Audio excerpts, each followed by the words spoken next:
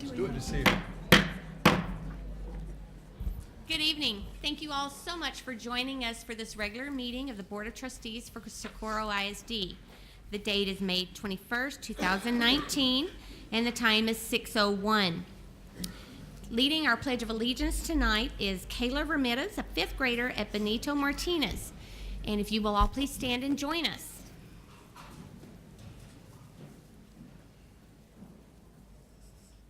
I pledge allegiance to the flag of the United States of America and to the republic for which it stands, one nation under God, indivisible with liberty and justice for all.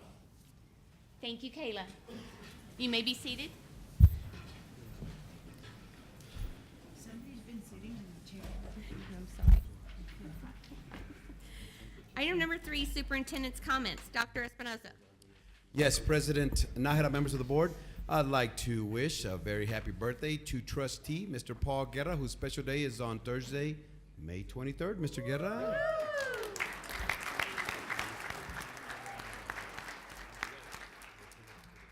I'm also very happy to report that our Stand and Deliver Walk on Saturday was another huge success. I want to thank all of our amazing employees in SISD who participated for their valuable contributions. Saturday was just another great example of our legacy, which is achieving success as a team. So thank you to our amazing employees.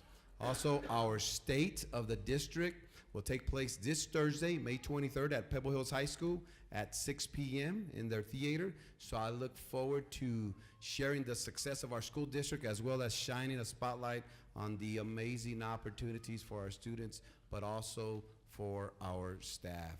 And friendly reminder that our district will be closed in observance of Memorial Day, which is on Monday, May 27th.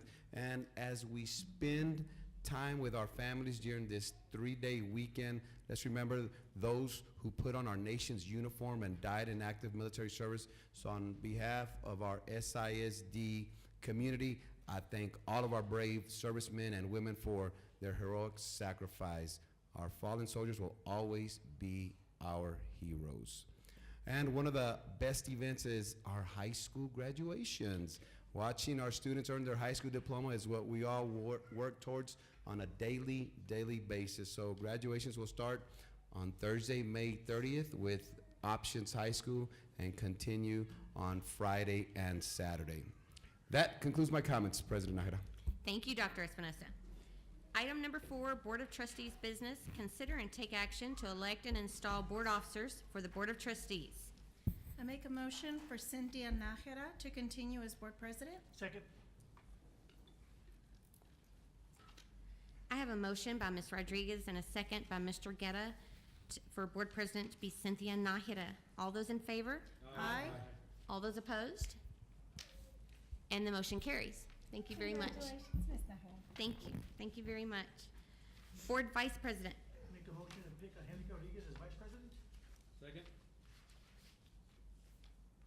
I have a motion by Mr. Guerra and a second by Mr. Gondeta to appoint Angelica Rodriguez as board vice president. All those in favor? Aye. All those opposed? And the motion carries. Congratulations, Ms. Rodriguez. Thank you. And motion to appoint Mr. Paul Guerra as secretary. Second. I have a motion by Mr. Gondeta and a second by Ms. Rodriguez to appoint Paul Guerra as board secretary, not treasurer, board secretary. All those in favor? Aye. All those opposed? And the motion carries. Congratulations, Mr. Guerra. And item number 5, board honors, Mr. Escobar. Good evening, President Nájera, members of the board, and Superintendent Dr. Espinosa. My name is Daniel Escobar, Chief Communications Officer for the district, and it is my honor to introduce tonight's recognitions. If you'll please step down to receive our honorees.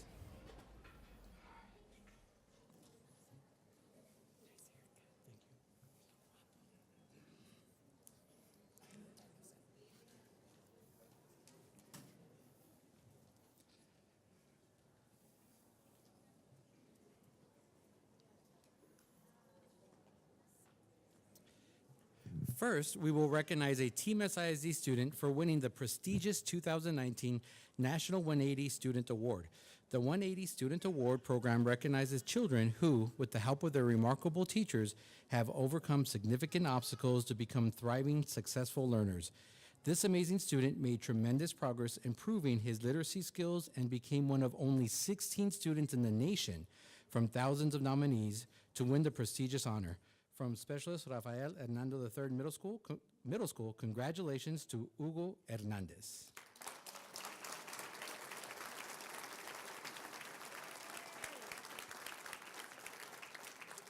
He is joined by his teacher, Brenda Rios.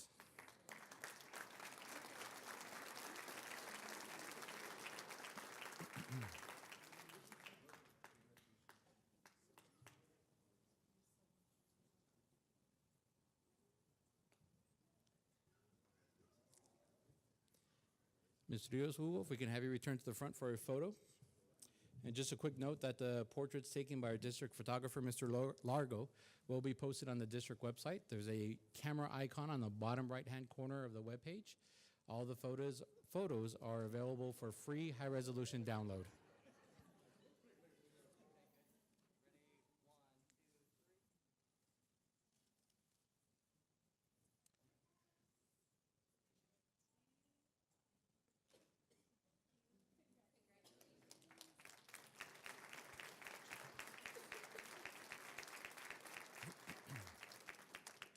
Next, we recognize two students that won the 2019 Operation Hope Acts of Kindness contest for their good deeds and outstanding community service.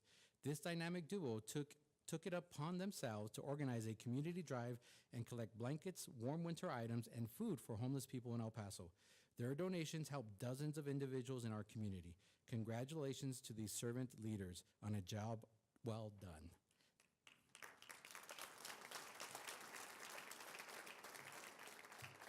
From Sanchez Middle School, we have Alejandro Rosales.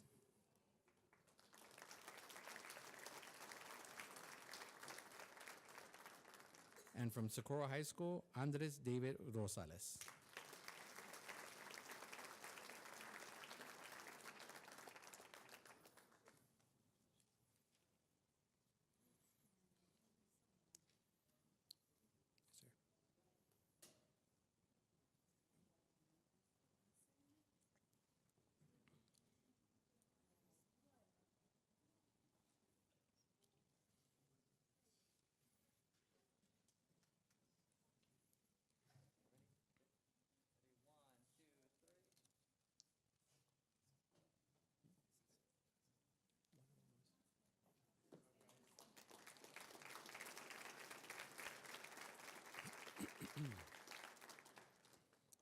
Our next recognition is in honor of a Team SISD student that won a 2019 Gates Millennium Scholarship.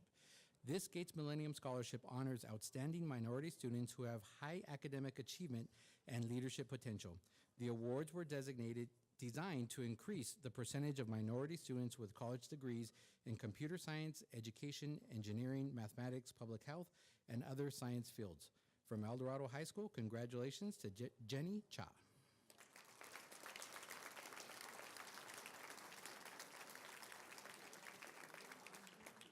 She is joined by her counselor, Ilka Molina.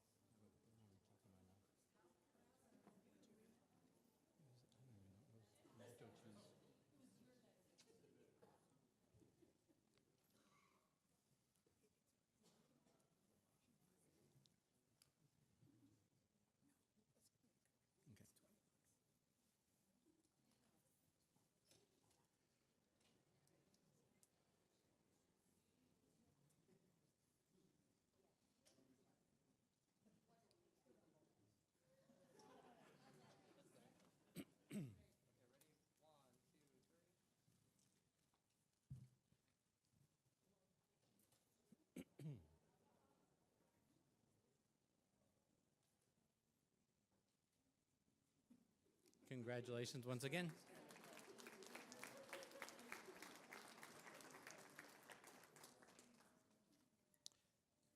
Next, we will recognize students who earned honors at the State Theater Contest.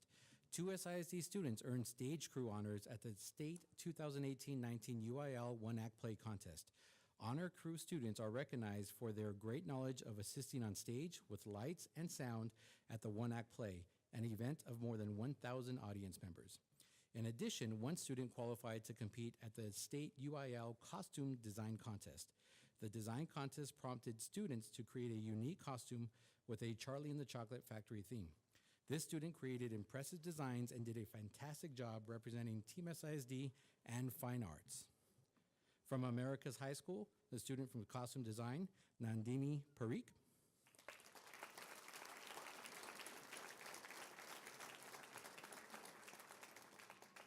And teacher Thomas House.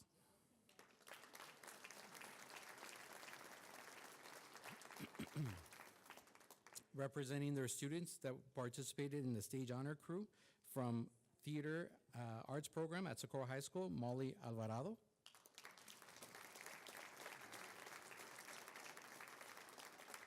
And Troy Herbert.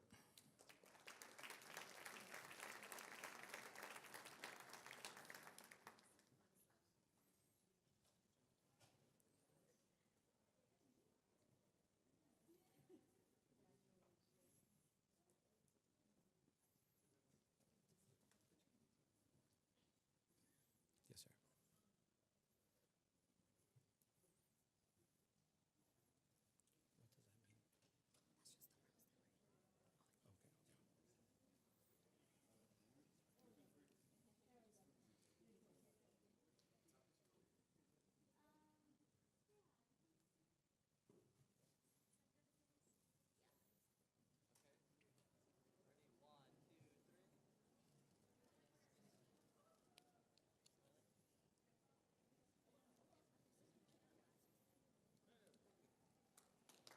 Okay. Congratulations once again.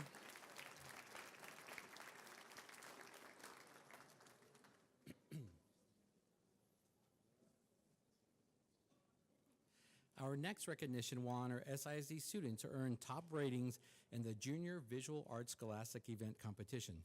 VACE recognizes exemplary student achievement in the visual arts judged at the highest standards.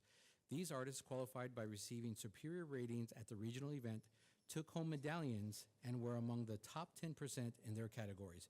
Congratulations to our Junior VACE winners. They are from Desert Wind School, Celeste Aguilar.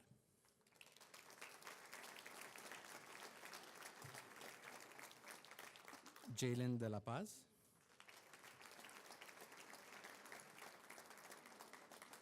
Hannah King. Ileana Nevares. Their teacher is Karen Perez.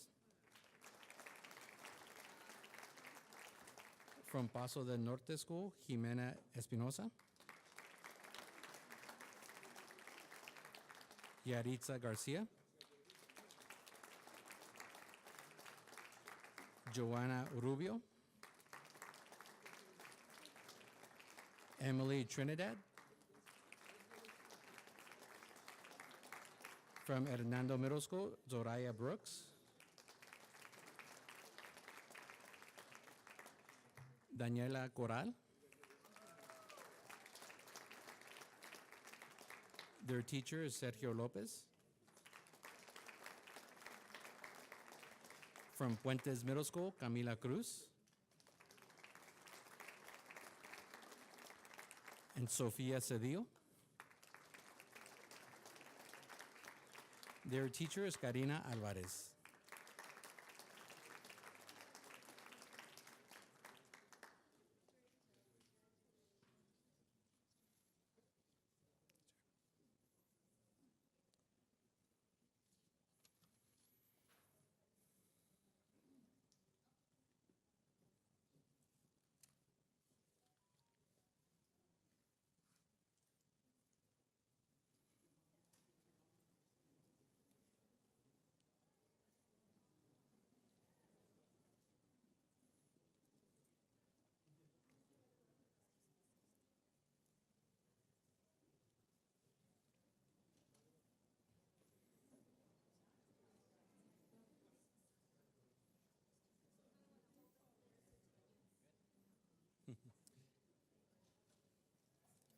All right, just look right in the center at Mr. Largo. Keep smiling.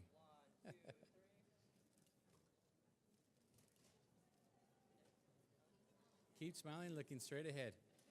Keep smiling, looking straight ahead.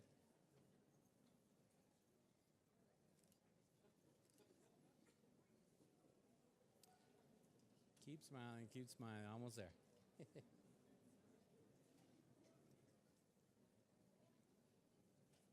Congratulations once again.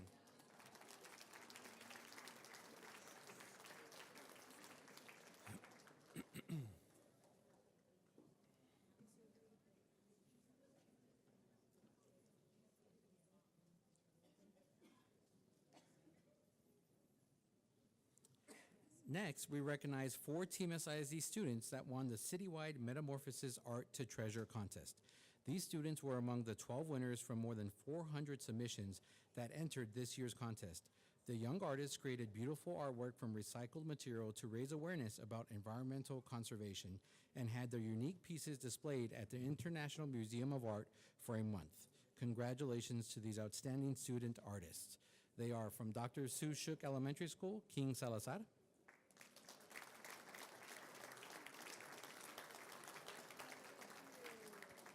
His teacher is Erica Solis.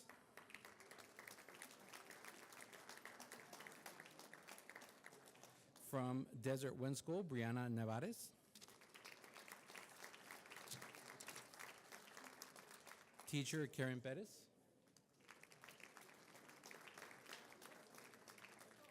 From John Drugan School, Alexa Hernandez.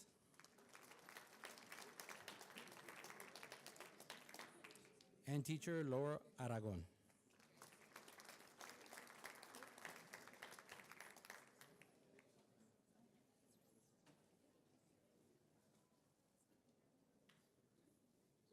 Yes. Yes.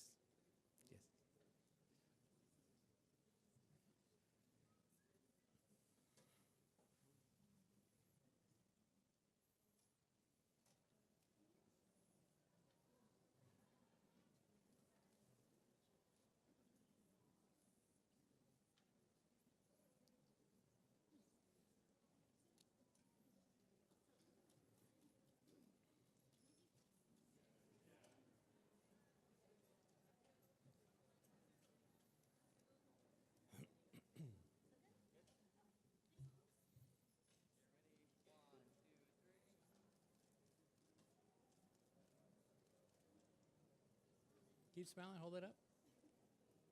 Did we get them all? Congratulations once again.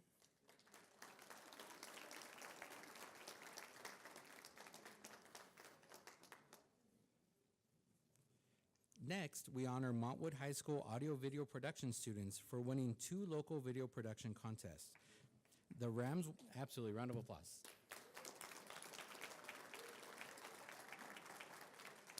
The Rams won first place in the Better Business Bureau Paso del Norte contest with their video Online Scams, which warns the community about internet fraud. They also won second place in the City of El Paso Environmental Services Recycle Right El Paso Video PSA contest, which educates community members on which items can and cannot be recycled. The outstanding students are, in the Better Business Bureau category, David Hernandez.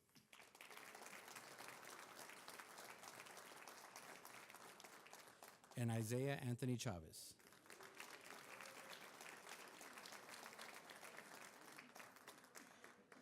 With the winning entry in Recycle Right El Paso contest, Angelica Valdez.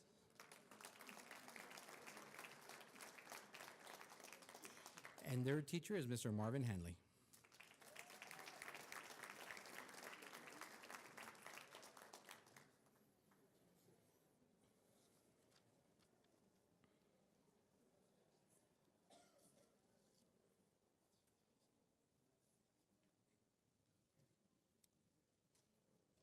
Yes, sir.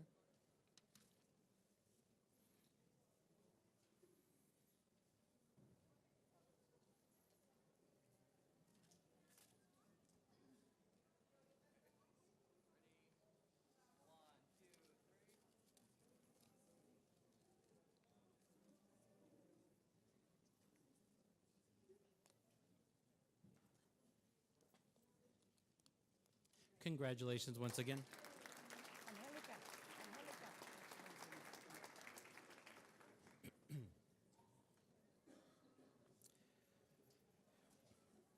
Next, we will recognize Team SISD varsity softball and baseball teams for winning 2018-19 UIL championships. The teams will be announced by school. First, we will recognize the Eastlake High School varsity softball team for winning UIL 2-5A district and 5A by-district championships. The Lady Falcons had a group of solid hitters, strong pitchers, and a great defense who worked together to play their finest at every game. They ended the season with a record of 26-7. In addition, the Falcons head coach was named the 2019 Softball Coach of the Year. Congratulations to these outstanding championship Falcons.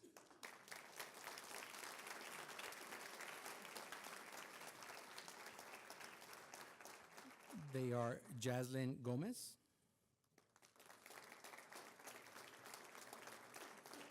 Esmeralda de la Rosa,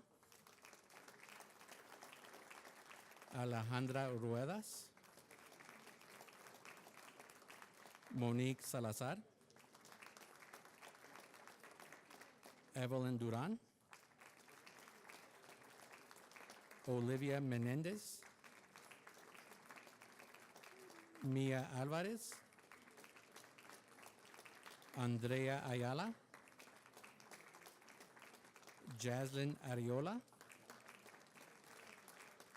Autumn Scott. Assistant coach is Erica Guerrero. And they're led by head coach, Coach of the Year, Daniel Lopez.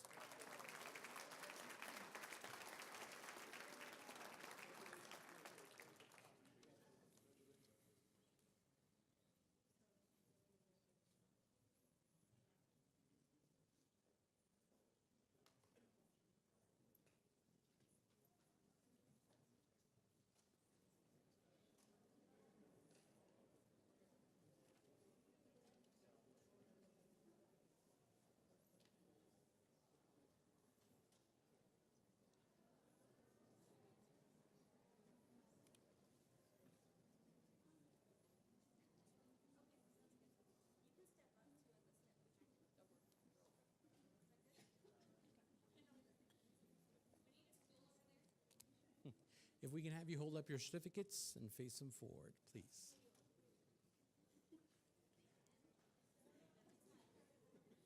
Ready, 1, 2,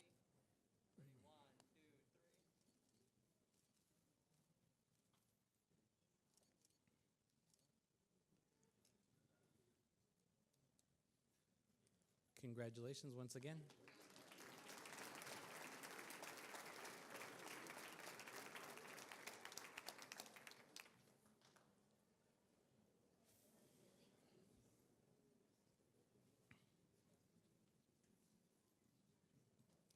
Next, we recognize the Montwood High School varsity softball team for winning UIL 1-6A district and 6A by-district championships.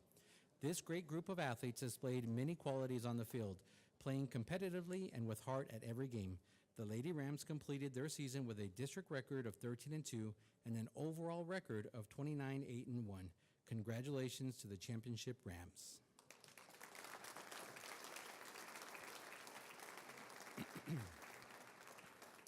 They are Sarah Polanco, Azul Munoz, Valerie Camacho, Destiny Espinosa, Megan Martinez,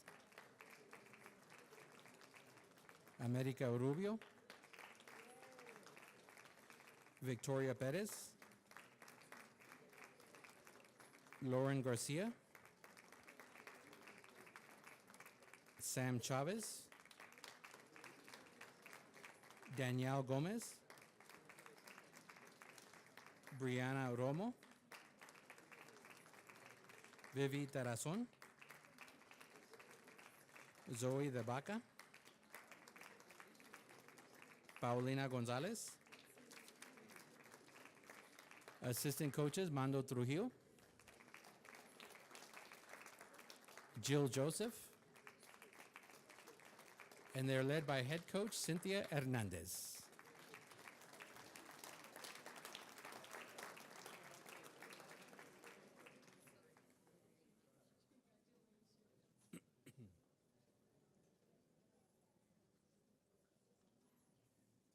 If we can have you all return to the front for a photo, please.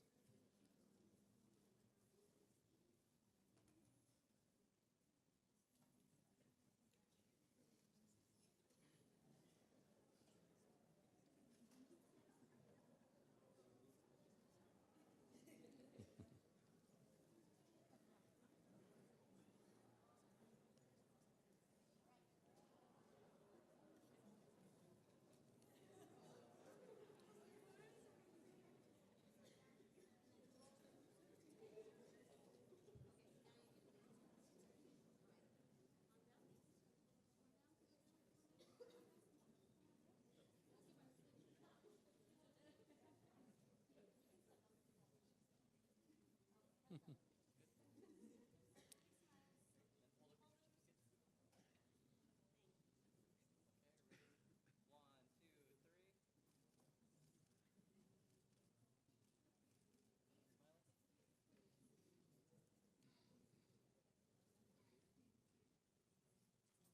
Congratulations once again.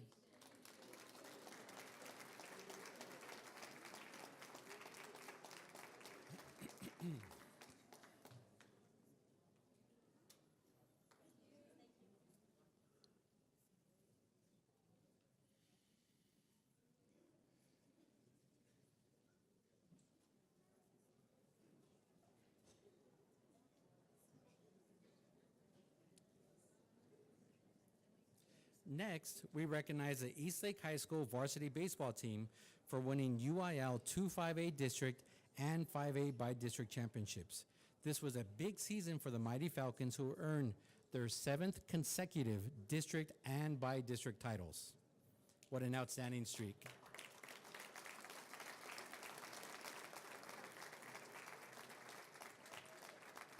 They ended with a district record of 14-4 and an overall record of 26-11. The championship Falcons are Elijah Batista, Michael Nevares, Manny Maldonado, Jaime Munoz, Diego Solis, Cameron Jackson, Jeremy Carrillo, Matthew Talavera, Adrian Talavera, Jorge Garcia, Christian Loveless, Francisco Torres, Aaron Sanchez, Xavier Garcia, Robert Bonilla, Bernie Valdez. Assistant coach is Martin Valdez. And they're led by head coach Mark Herrera.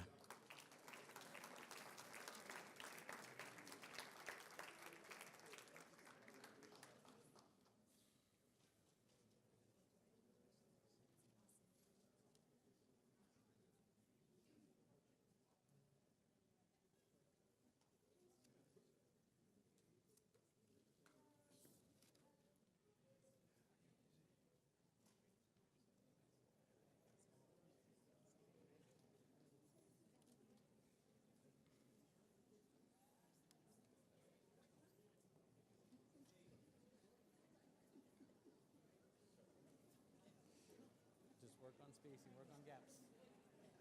You're good.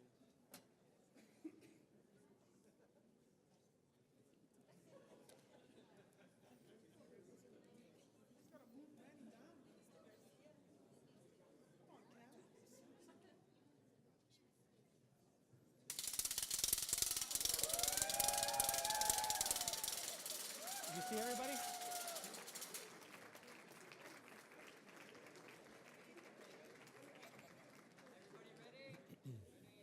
Look right ahead at Mr. Largo, right here in the dead center.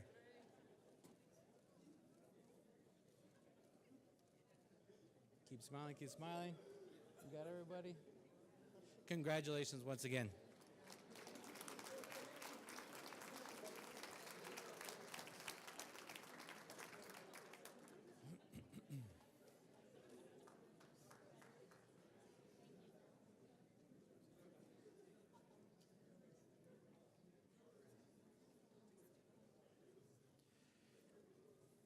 Next, we honor the Socorro High School varsity baseball team for winning the UIL 168 District Championship.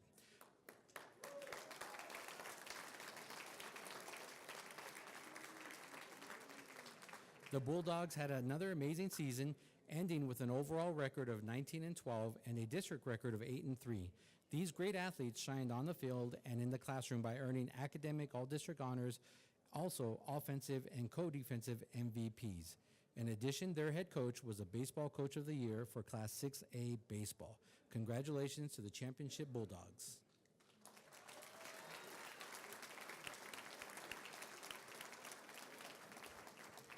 They are Chris Aras, Jose Enriquez, Angel Rodriguez, Kevin Garcia, Mike Estrada, Isaí Flores, Damian Zuniga, Ian Campa, Cesar Corral,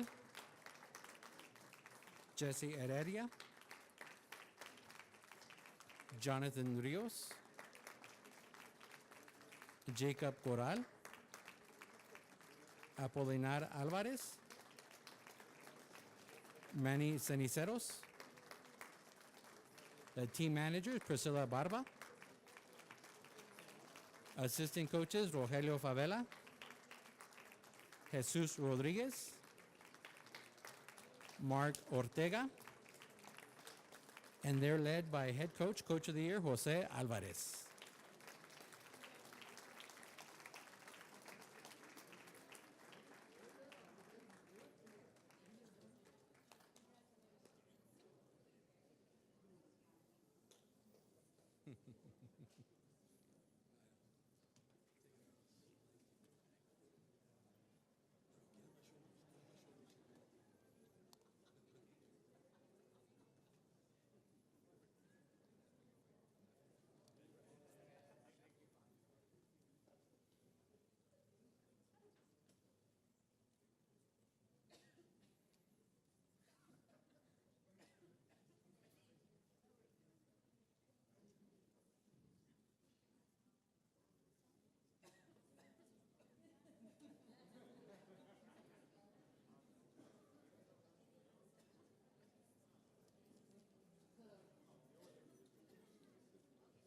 Just make sure you can see all the faces.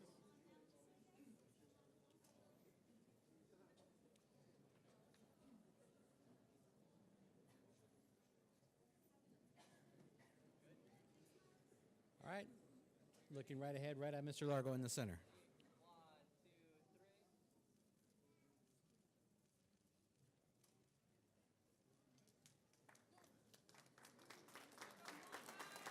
2, 3. Congratulations once again.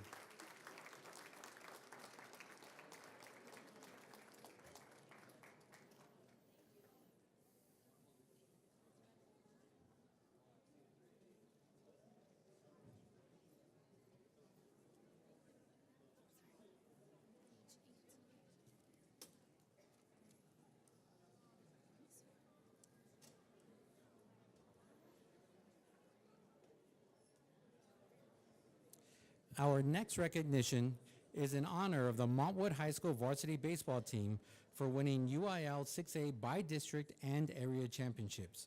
The Mighty Rands, absolutely.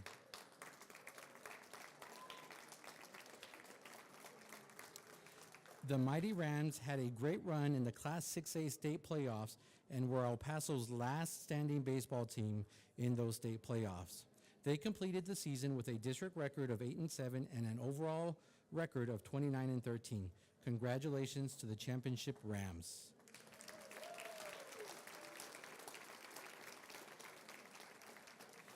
They are Chris Saucedo, Alex De La Rosa,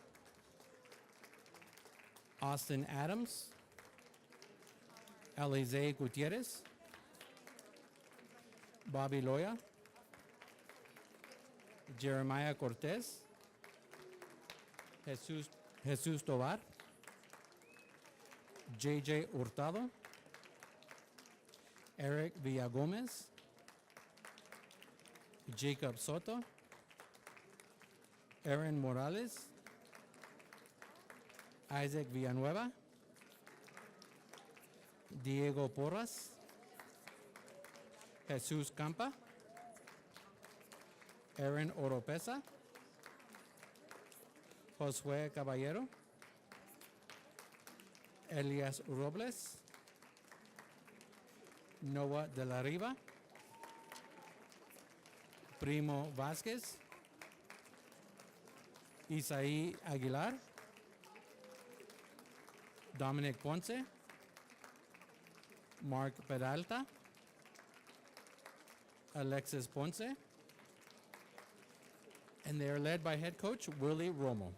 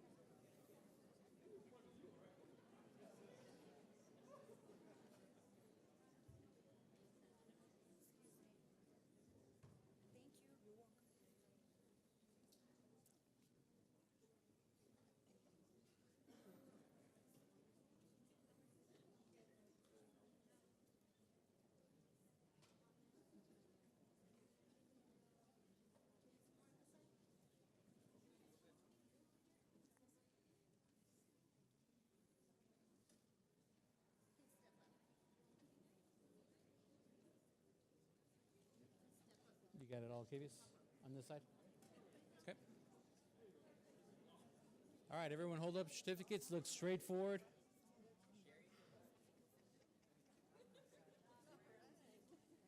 Yep. Big smile, big smile. 1, 2, 3. Keep smiling, looking right at the center.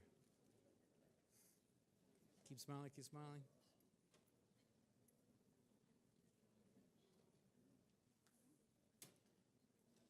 Congratulations once again.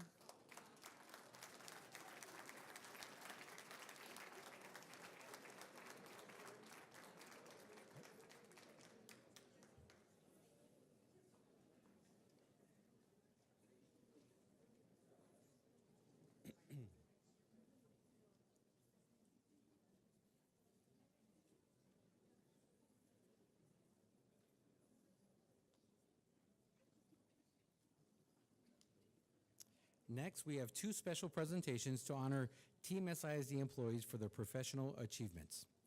First, we will recognize a counselor at Hallenball Elementary for being awarded the 2019 Recognize ASCA Model Program, or RAMP, distinction.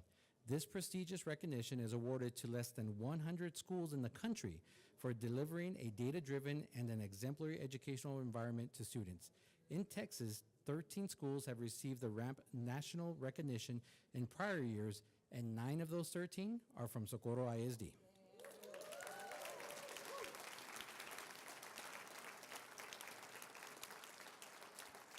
From Hallenball Elementary, congratulations to Maria Washington.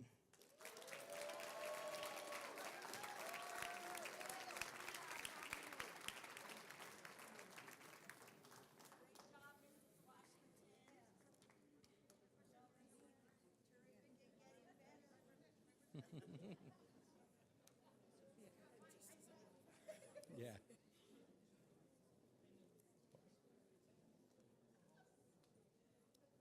If we can have you back in the center for a photo.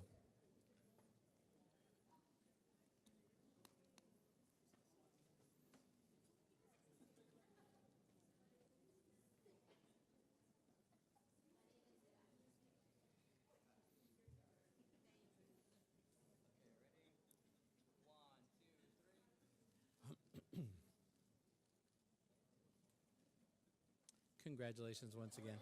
Oh, one more.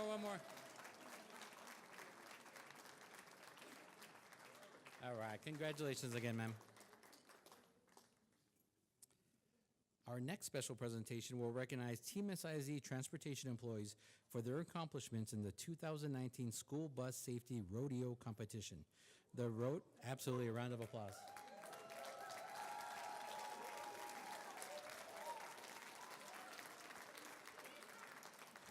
The Road EO is a friendly competition among school bus drivers that includes written tests along with a driving course.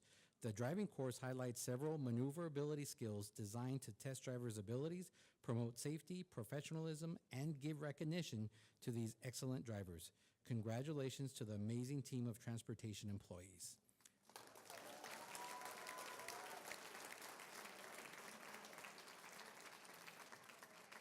Winning first place in the transit division, Alejandro Garcia.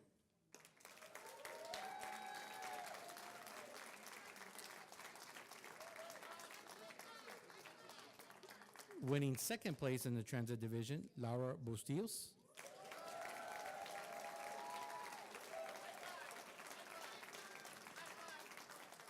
Winning first place in the conventional division, Rosario Munoz.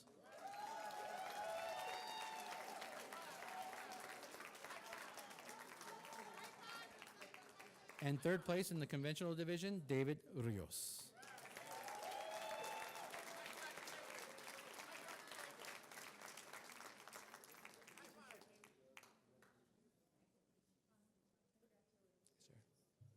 Yes, sir.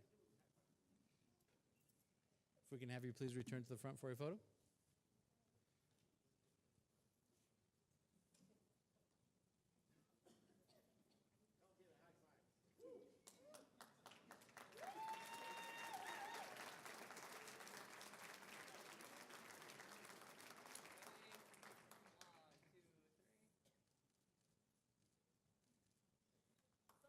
Congratulations once again.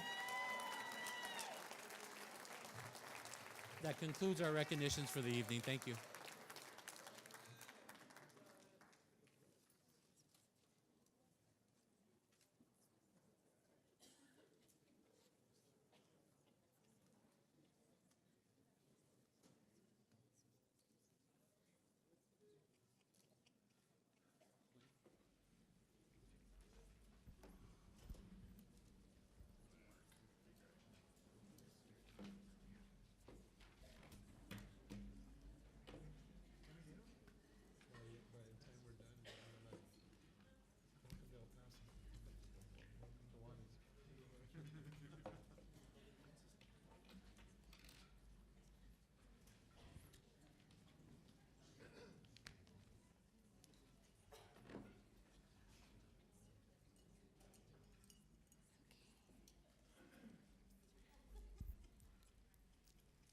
Okay, item number 7, open forum.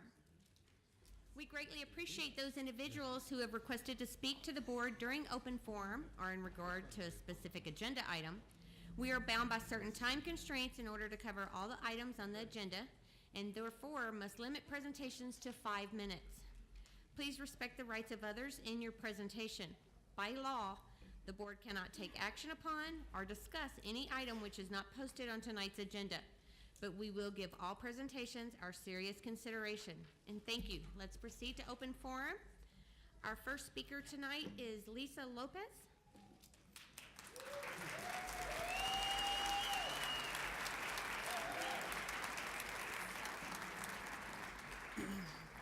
Dr. Espinosa and cabinet members, President Nájera and board members. My name is Lisa Lopez, and I am a 23-year teacher in the Socorro District. I am currently the librarian at Lujan Chavez Elementary, and last year was an Elite 8 finalist for Teacher of the Year. When I started my, thank you.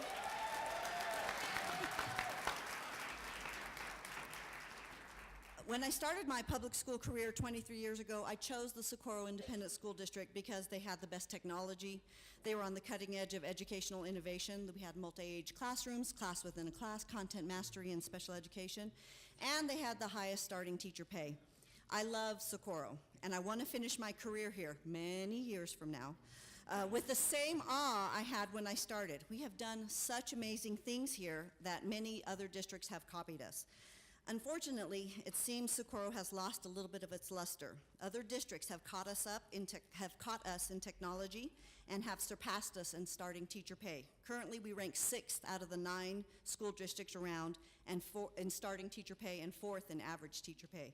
We work a little bit longer hours than some of the other larger districts, and we work with 939 students per school compared to the closest district, large district that's only 633 per school. Recently, this board had to consider many options when trying to keep our superintendent, Dr. Espinosa. They saw his value as our leader and knew that keeping him was utmost importance. And they wisely chose not to give him a handshake and a pat on the back, but they rewarded him with a 15% raise, which he richly deserves. Now, when considering teacher pay, the board once again has to consider many things.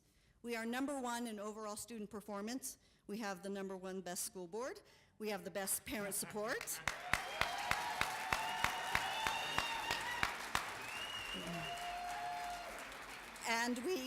And we recently received the HEB Excellence in Education Award. Now, Dr. Espinosa has said over and over and over that we are Team SISD, and none of these accomplishments would have been done alone. And I agree with him. As a team, we have made all of those things a reality. And as a team, we work hard, and every day we treat our students and colleagues as a family and as a team. And I believe we deserve the same consideration from this board as our superintendent, Dr. Espinosa. He deserved that 15% raise, but the rest of his team is only asking for 5%. We are all part of Team SISD, and loyalty will only take us so far. If you want to keep our amazing teachers, auxiliary and support staff, all as part of the team that made us #1, we must recognize and compensate this team for their tireless commitment to keeping Team SISD #1. We not only need to retain our talented teachers that we have, but we also need to make sure that we have what is needed to entice new teachers. And it's not just pay. We should be leading in teacher pay, yes, but also inspiring our teachers to stay and to continue their innovation that has made other districts copy us. This board saw the wisdom in compensating Dr. Espinosa monetarily, and the entire SISD team deserves no less. We are Team SISD, and we rise together and sink together. But it is this board that has to consider the choice. In the past, we have had to do so much with just a little bit less. Can you imagine what this team could accomplish with just a little bit more? Thank you. Thank you.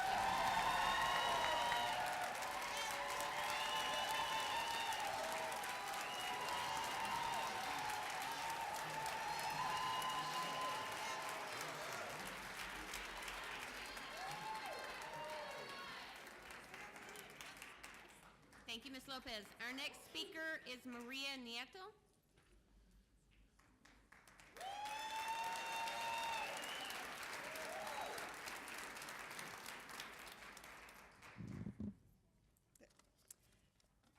Good afternoon, President Nájera, Superintendent Espinosa, and board members. My name is Maria Y. Nieto. I'm a paraprofessional at Keys Academy. And the reason for a raise is in every class period, at least one of our teacher students fall asleep at a desk because of he or she hasn't eaten a meal all day. The free lunches the school offers are often so bad, she says, some would just rather stay hungry. A teacher at my campus started purchasing several boxes of Pop-Tarts every 2 weeks so that when a student fell asleep in class, she at least had something to offer. She spends nearly $100 a month in the Pop-Tarts boxes alone. The $1,500 bonus will help pay medical bills, insurance plans with higher premiums but lower deductibles as healthcare costs rise. That contribution has slipped, with teachers now responsible for 70% of their monthly premiums. The bottom line is that teachers and other school employees, including support staff who are much lower paid than teachers, are being hammered by rising health care premiums while the legislature has done nothing to provide relief. We urge you to support a 5% raise, a $1,500 retention bonus. We earned it, we deserve it, We are Team SISD 2. Thank you, ma'am.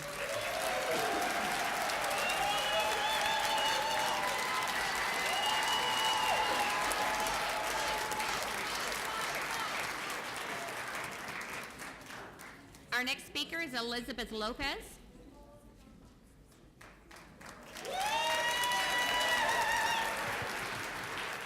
Thank you and good evening. I am a proud teacher, a proud Spartan teacher at Pebble Hills High School. Where are my teachers at? And I know I saw a Spartan, a fellow Spartan out there. Thank you. I am here to encourage you, to urge you to consider the pay increase to SISD employees. And in particular, being that I am a teacher, I feel that we are the foundation, the core of education. I believe, of course, no student shall be left behind, no child left behind. How about no teachers left behind? No SISD employees left behind. As I mentioned before, this is my 16th year in this amazing school district. I started out in 2003 at Socorro High School as an English teacher. And then from there on, I moved on to attain my master's degree in education. Then I became a curriculum coach at Socorro Middle School. And then I was back in the classroom at Enzer Middle School as an English teacher. Then on from there, at Ernesto Serna pre-K through 8th as a Sky coach. Then I took 2 years off to homeschool my daughter. And then I came back, this is my first year back into the district at Pebble Hills High School, proud Spartan once again. Amazing, I work with amazing colleagues every single day. We work as a team, unified, together. But at the end of the day, sometimes we lack resources and we pay out of our own pockets. And reality is, when we attain the income tax return, $150 tax credit doesn't quite cut it. Therefore, I'm urging you to work with us as a team so that we can continue to grow and make learning conducive to students. I'm not only a teacher, I'm a proud mother of a 7-year-old who attends Alfida Chavez. Today, I had the honor of reading to first grade level students along with my daughter in the crowd, looking at her, upon her mommy reading my first published children's book. Thank you. Thank you. And it was a proud moment for me as a mom, as a teacher. And I was a coordinator for the Literary Anthology for my campus, and I had first place winners, and other students placed in other categories, second place, third place, or fourth place. And I also spoke at the Authors Luncheon event. So with that being said, the future, our students, we need them to compete in the global market. And to do so, we need the resources, the materials. Therefore, financially, if you would give SISD employees, because we do work as a team, whether it's custodians, transportation, cafeteria personnel, teachers, counselors, nurses, we work as a team to ensure student success. And so we do require that pay increase because it will help not only us and our families, but our students attain success as well. A lot of my students, I'm like their second mother. They come to me. We wear many hats, us teachers, not only as teachers, as mentors, as counselors, as somebody to lead them into the right direction. And sometimes I see students without materials because maybe they're disadvantaged economically, or something happens that they can't come prepared to class. And we purchase these materials for our students so that there's no excuse, so that we have learning going on in our classroom. There's no excuse in my classroom. You didn't bring a pencil, I have a pencil for you. You didn't bring paper, we're gonna do a team project with white erase boards that I purchased at the Dollar Tree out of my own pocket because I wanna see my students succeed. And not only that, but we have families, medical bills, they amount every day. My husband, he's a Socorro High School teacher as well, Eric Lopez, and I'm so proud of him because He's on the verge of losing his eyesight, therefore making me the breadwinner. I want to ensure that medically we're taken care of, that my daughter is taken care of, my husband's taken care of, I'm taken care of, and in return, we take care of our students. So thank you, and I'm a proud Spartan once again, proud teacher. Thank you. Thank you.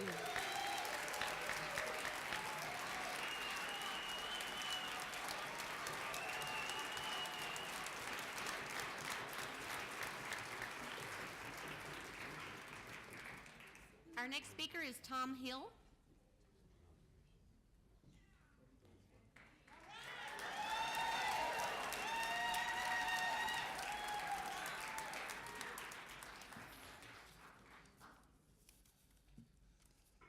Thank you guys. How you guys doing?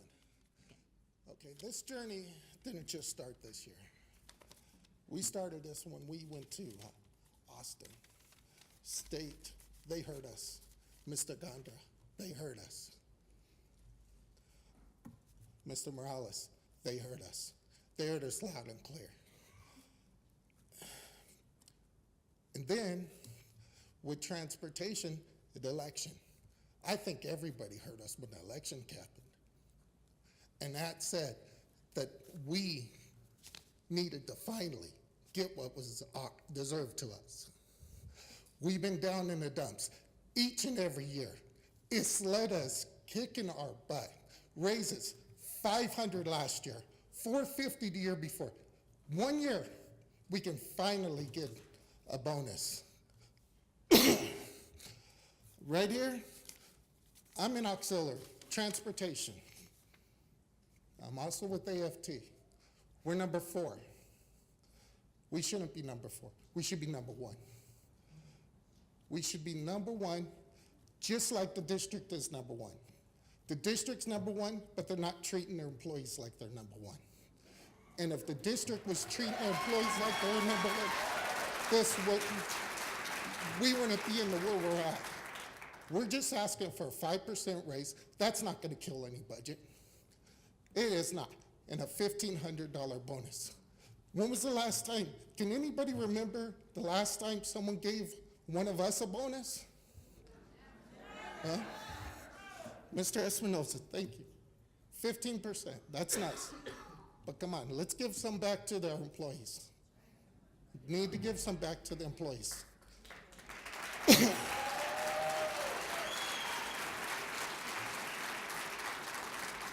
We don't necessarily have the best working conditions either, but we do it. No matter what happens, we stay there until the last kid is picked up. We got 50 to 80 trips each day this week. We're gonna fight for the buses just to be there. But you know what? It's gonna get done. It will get done because we stay there and we fight and we get it done till the last hour. If there's a kid that doesn't have a ride home, we stay, we get them, and they get home. And that's an everyday. In the winter, we come in at night, we go out at night. Anybody up here waking up 3:30 every morning? Well, transportation is every morning.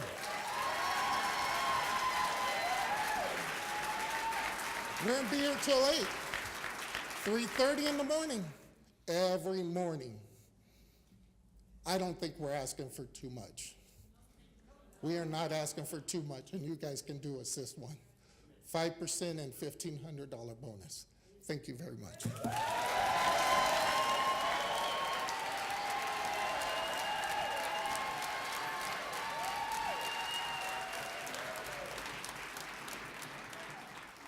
Our next speaker is Veronica Hernandez.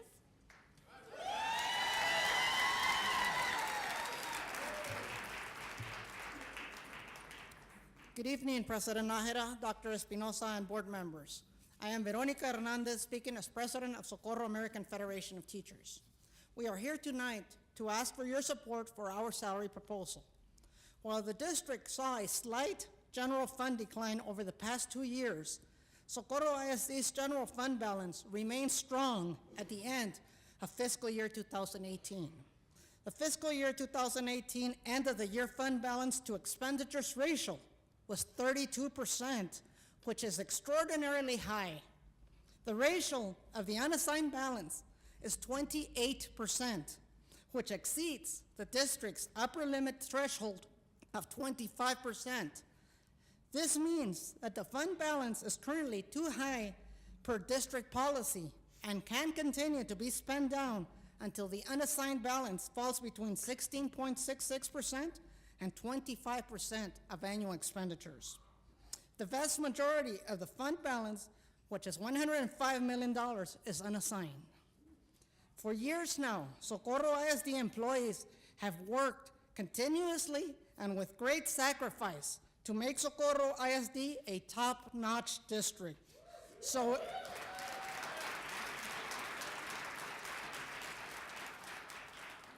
it is only right that we be number one on salaries too. 2019 TEA data shows Socorro salaries falling behind its neighbors as well as the statewide average.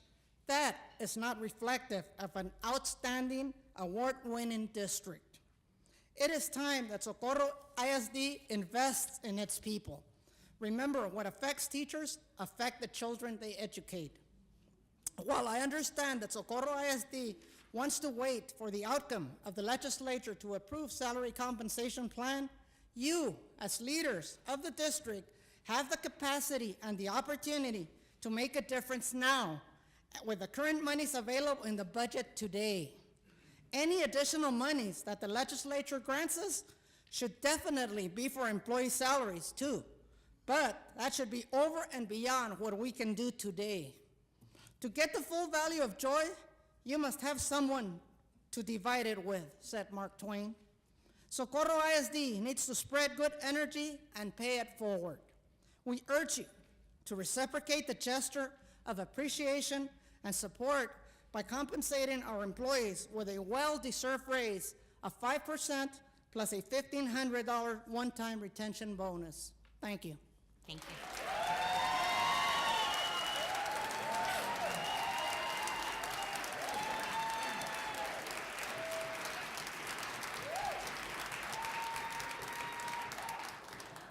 Our next speaker is Mary Helen Cholka.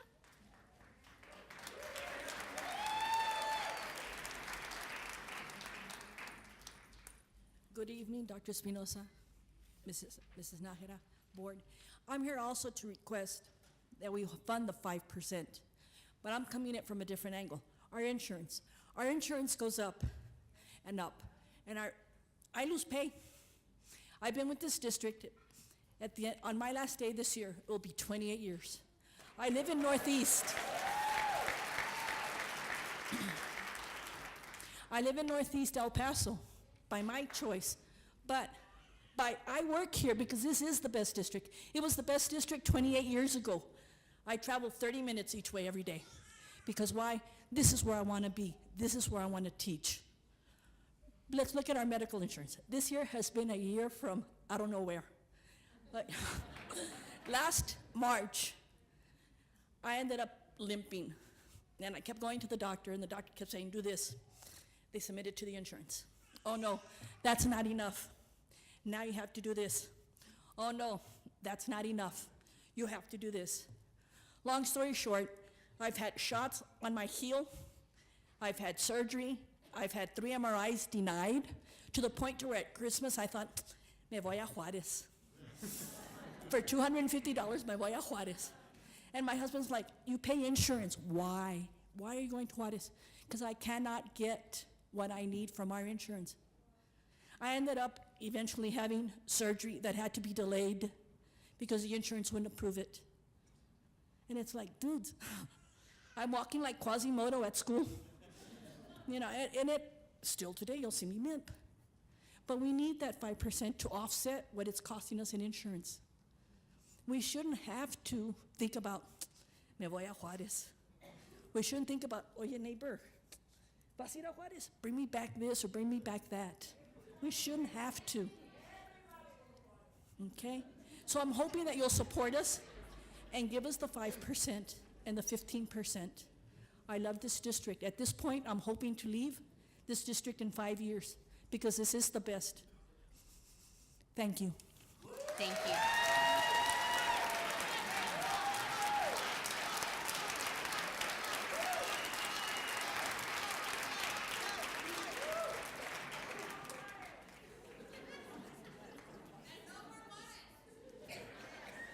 Our next speaker is Vibert Skeet.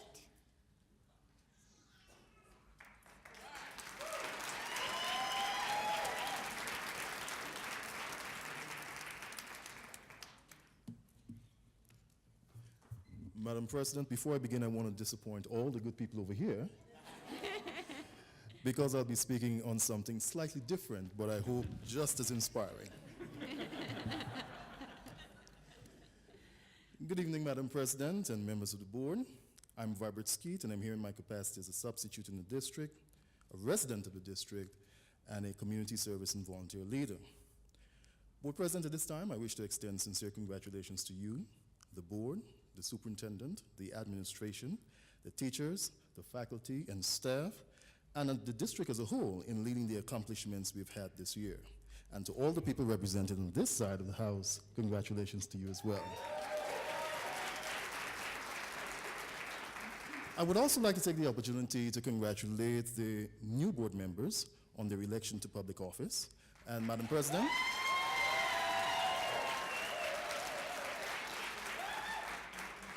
and I would like to take the opportunity to congratulate you, Madam President, the Vice President, and the Secretary for your for the vote of confidence, that was appointed in you with your re-election.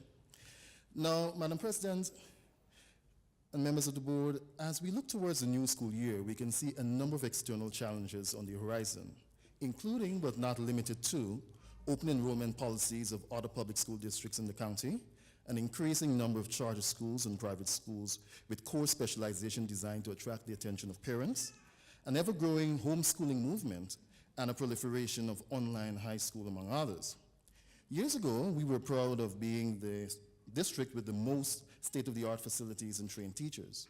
As expected, other school districts saw our success, copied our strategy, and now they're catching up.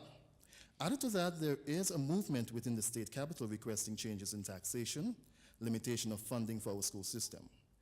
A recent informal survey carried out by the East Lake Lions and the George Washington and Abraham Lincoln Club, with feedback from more than 300 residents within the district boundaries, found that more adults and families are feeling less connected to the school district.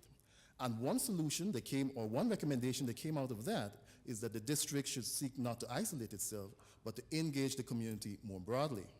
Madam President, our solution to that problem is to create an opportunity for us to re-engage with the community by showcasing the talents and accomplishments of our scholars and schools in the form of a Christmas tree lighting ceremony, a float, and Christmas parade.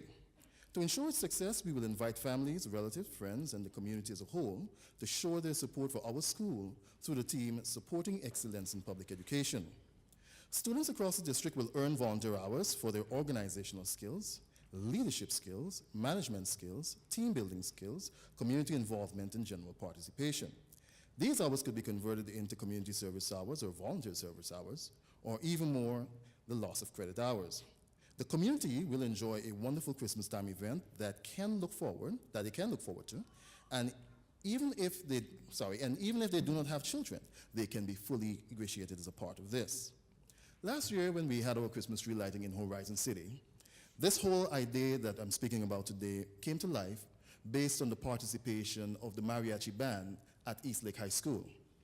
I'm not sure what miracle the teachers and the band directors and the principal and all those people committed to, but when the East Lake Mariachi Band came on stage, they were recalled 4 times. And I remember Mrs. Gloria Garcia Navarre saying to me that this is what we want at Christmas time, something showing that the community is a part of the school and the school is a part of the community.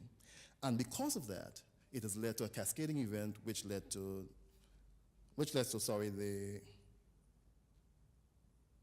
apologies, I'm getting old. This is happening there today. Yes, which led to us having this little informal inquiry as to what we can do to improve such a situation, school and community participation and support for each other.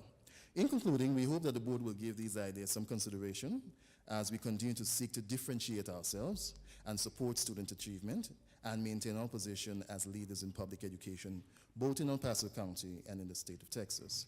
I wish to thank the members of the board, I wish to thank the members of the audience, and I wish to thank Team SISD for listening to me. Thank you.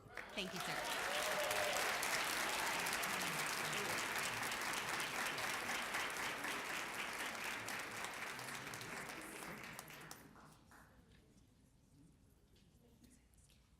Okay, our next speakers are Jeanette Escondrias, Vanessa Ariello, and Rebecca Orozco.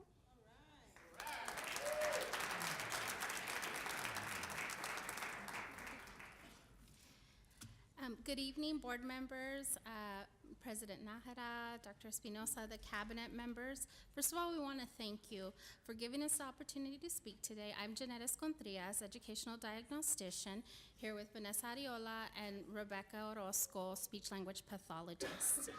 We want to thank you for approving the recent reclassification of our positions. It has and it will make a difference when staffing for new schools that are opening in this district. Part of our reclassification request was that we would be adequately compensated for the work we do and the service that we provide to our district. In this reclassification process, our stipends were rolled into our salaries, preventing us from potential future earnings. Immediate effects of this action is that it has caused a low morale, a loss of highly qualified, certified, licensed, talented professionals to our neighboring districts. This loss of the talented individuals has created an additional burden on those that remain. First of all, those campuses that are without a diagnostician or a speech-language pathologist currently continue to require support, work, services provided by these individuals. Secondly, when the positions are filled, the new professionals are requiring extensive mentoring and guidance through all of the processes, the regulations, in essence, everything that goes along with the job. Those people need to have mentors. They are required. Our Director of Special Education has already submitted a proposal to provide the diagnosticians and speech-language pathologists with a stipend that is equitable. We are grateful for your continued consideration and support in an effort to not only retain and recruit qualified individuals for these positions, but also to provide comparable and appropriate compensation. As you go forward preparing the budget for the upcoming school year, we hope that you consider including reinstating our original stipends in order to ensure that we retain and recruit the best talent out there for speech-language pathologists and educational diagnosticians, and make us comparable and even competitive to our neighboring districts. We appreciate your time and your attention in this matter. Thank you so much. Thank you.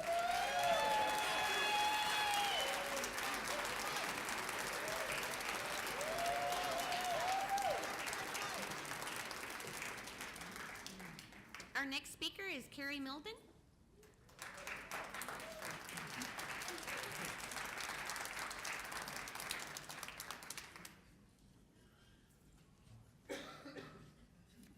Good evening, President Nájera, Dr. Espinosa, board members and cabinet members. Thank you for letting me speak to you this evening. I'm coming to you from an even different perspective than some people. I'm coming to you as a parent of 2 high school students at America's High School. Go Trailblazers. Sorry, Spartans. A teacher at John Drugan School, and someone who has sat on 2 bond committees. Our district is doing amazing things. What I'm here to speak to you about, again, like everybody else, is the proposed increase in teacher and staff salary of 5%. I'm blessed. I get to work at, I will say, probably the best school in the district, at John Drugan. But I can tell you that the conditions that we're working under are probably subpar to a lot of places. I currently am in a portable classroom, and the amount of money that I spend out of my pocket to ensure that my students have everything they need in that portable classroom, it can't be tallied, and you can't put a price tag on it, because to me it goes to the kids. I'm going to continue to do it to the detriment of my family to ensure that my students are getting everything they need and that they deserve.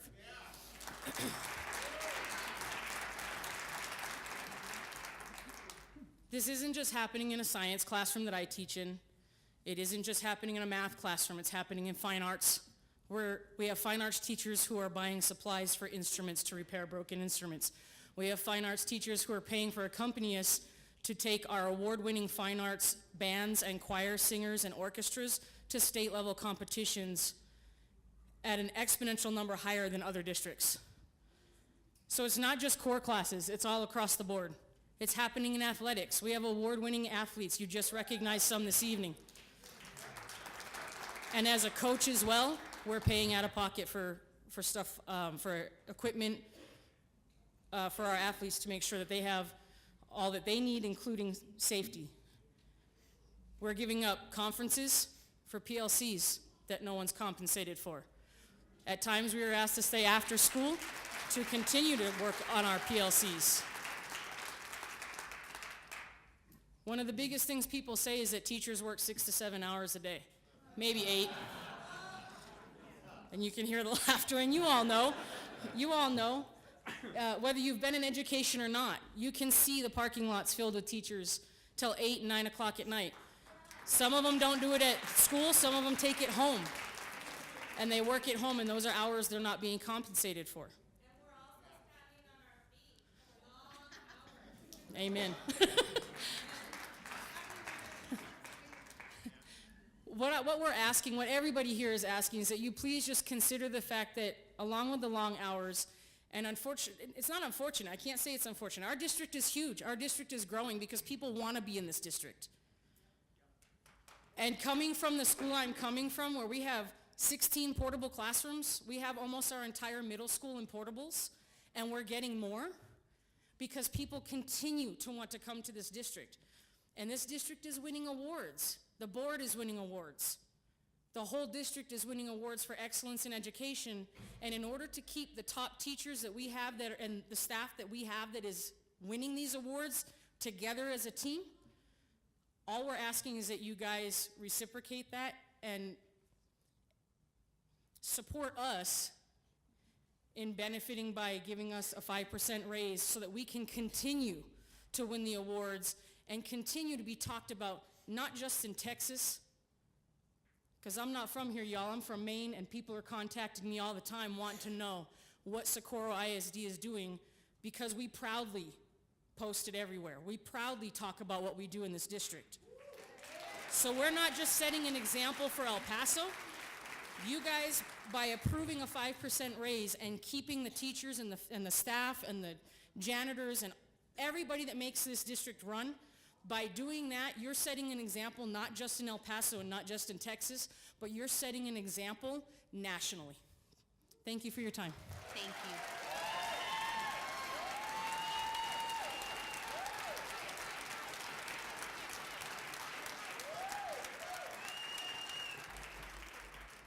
Our next speaker is Amanda Ayala.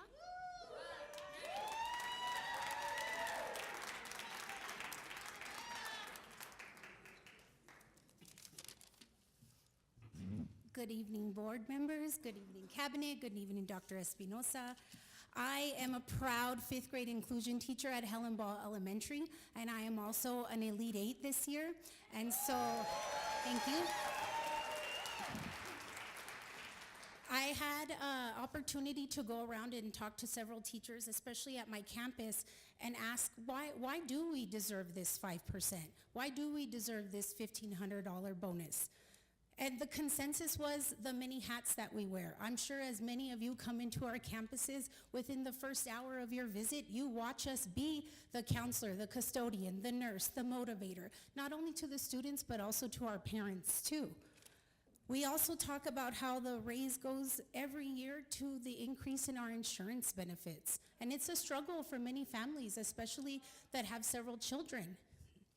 We spend a lot of our money on supplies and resources for our classrooms. I do it, many teachers do it, because unfortunately we don't have the things that we always need, and there's a lot of red tape that we have to go to in order to get that. So we're about the immediacy of supporting our students. Also that we no longer have this $250 tax write-off that we used to in order to compensate some of the funding that we're spending on supplies and resources. The unfortunate thing is that many of our teachers have some type of second job, some type of side hustle, selling Avon, doing Uber, selling Sensi, doing Origami Owl. And it's very sad because we're a vocation. This is our career. This is our profession that we went to school for because we wanted to do right by kids, which we do every day in our district. And unfortunately, we shouldn't have to have a second job to compensate our families. A lot of the money that we have for our families, unfortunately, is not available for us to go back to school ourselves. I had an opportunity to attend the master's cohort to get information, but unfortunately, I can't afford that payment. And it's very sad because there are amazing teachers in our district that could be amazing administrators for you, but they can't move up because they can't pay to go back to school.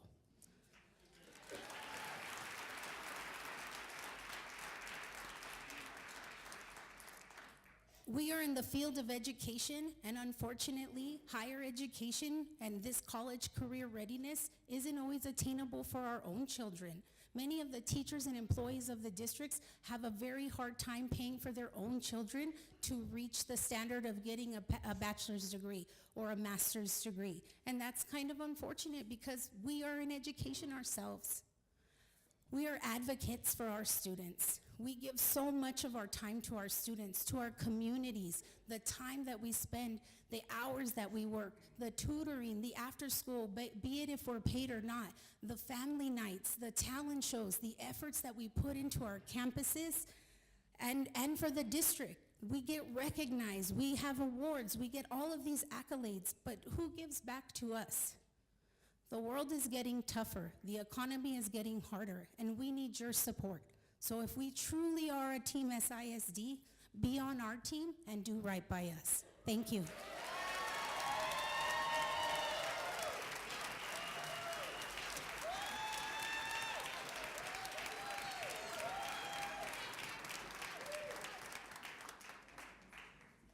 And our final speaker tonight is Angie Soto.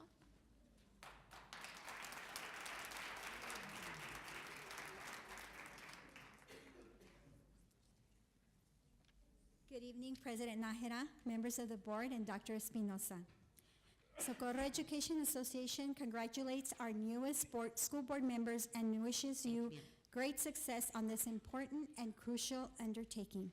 We wish our school board a continuation of the great successes the board has experienced in the past. SISD employees have always been fortunate to be treated as a valued asset and continue to be. The employees have always been at the forefront of the decisions that have been made by this district and the board. This is evident in the working conditions, salaries, and the excellent health benefits employees are fortunate to have. I know because I am retired now, and let me tell you that that plan does not nearly cover what our excellent plan here covers. Employees do deserve a 5% raise because teachers are underpaid professionals, because the great state of Texas does not fund public education adequately. And that is the reason why we are hurting in our programs, and that's why we can't buy supplies for our classrooms, because SISD works miracles, and the state recognizes that because we're outliers here in the amazing things that this district does with what little funds the state sends our way. However, how would this increase affect our academic programs and our student services? And also, important for employees, how would it affect our health services? As it is, our district is having to put in another $9 million into our health benefits. So we want to make sure that you consider that as you deliberate what you're going to allocate for raises. Money is important, but it's not the only factor that determines employee satisfaction at their job. Working conditions are often gauged to be more important to job satisfaction. SISD teachers, almost without fail, see their duty hours with students increase every year. Back when I started teaching, teachers had a 45-minute conference and a 45-minute lunch break. This was true for years, and students attended school for 5.5 hours a day. Of course, the demands of the curriculum, testing, and expectations have increased from those days, but humans have not changed. The human body needs to take a break and cannot be on constantly.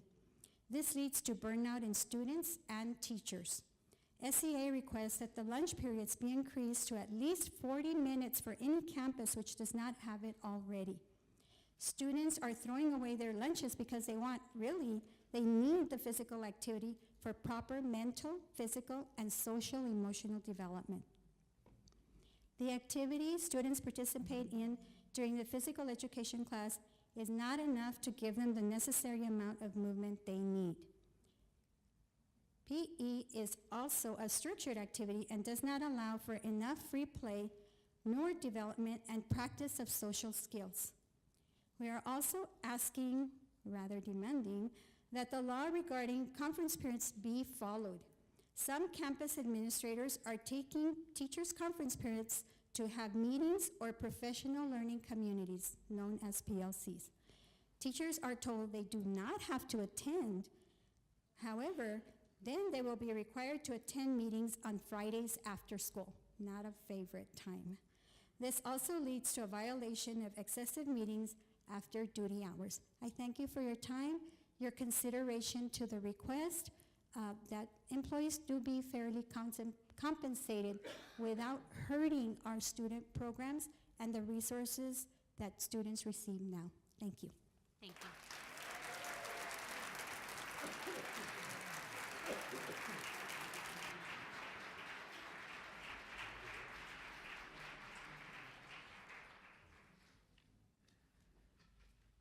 Before we continue with our agenda, I would like to recognize our State Board of Education Representative Georgina Pettis, who is joining us tonight.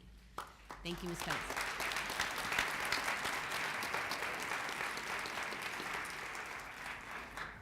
Item number 8, public hearing. A public hearing on 2019-2020 hazardous routes for the Socorro ISD, CNA local and legal. Mr. Mesa?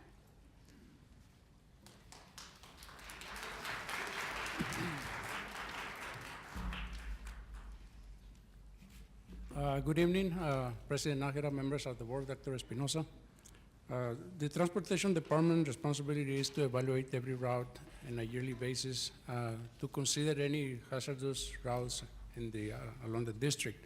According to CNA, legal and local, following the TA guidelines, this notice was published on April 3rd in El Paso Times and April 5th in El Diario. This public notice was sent also, notified the parents of the students that are going to be affected by these changes, okay? The community meetings that were held to communicate the parents and the different feeder parents are on the following dates. April 11, it was conducted at Rafael Hernando. April, let me get my glasses here, sorry. On April 18, the community meeting was held at El Dorado High School. On April 25th, at East Lake High School, and May 2nd at Bill Seibert. On May 9, it was at Socorro High School. We also sent a postcard to the addresses listed according to the students that were being affected. At every meeting, the transportation administrative team, myself, Jacqueline Gutierrez, Raquel Torres, Eduardo Montellano, Yuri Moore, and also the administrative assistants for administrative services, Silvia Gomez and Sandra Rubio, attended every one of those meetings. The proposed hazardous routes definition, the board, upon recommendation of the superintendent, shall establish the definition of hazardous routes in accordance with Texas Education Code 155D. I'm sorry. By definition, a hazardous condition route exists where no walkway is provided, an area is designated as presenting a high risk of violence, or students must walk along or cross a freeway or expressway, an uncontrolled major traffic artery, an underpass, an overpass, or a bridge, an industrial or commercial area, or another comparable condition, for example, majority of area under construction, flood zone, hazardous railroad crossing, City of Socorro resolution, and electrical easement. The hazardous route study, as proposed hazardous routes list to discontinue service for Texas Education, Code 42155. The following areas no longer qualify for a hazardous route designation due to the proposed definition. In addition, the areas listed are within 2 miles from the designated campus and have some of the following safety upgrades in place: walkways, crosswalks, traffic lights, and school zones. Mountwood High School feeder parent, we have only one campus, Bill Seibert, and one bus. And the impacted area is Las Palmas subdivision, and the traffic condition is a major roadway.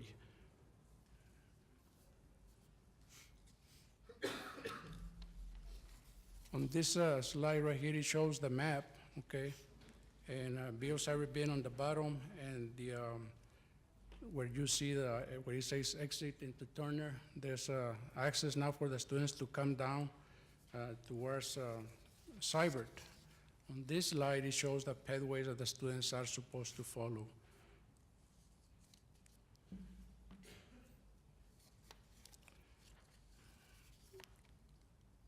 Also, for East Lake High School feeder pattern, this is contingent upon construction completion on East Lake and Peyton. Okay, we have Ensor Middle and East Lake High School, so we have a total of 7 buses, and all of them is through, depending on road construction completion. For Ensor Middle School, we have the map there, and it shows the areas that is being affected, okay? And the crosswalks, crossings, traffic lights, and cross guards. And the students living in this area will no longer qualify for transportation once construction on East Lake Darrington is completed.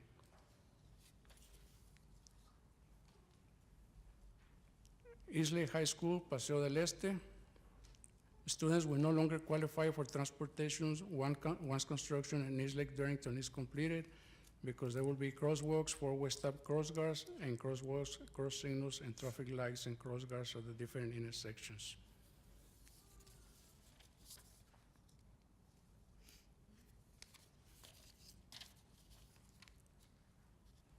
The East Lake and the areas of Manzanita and Covington area, also this area will not be eligible transportation once the construction in East Lake and Peyton.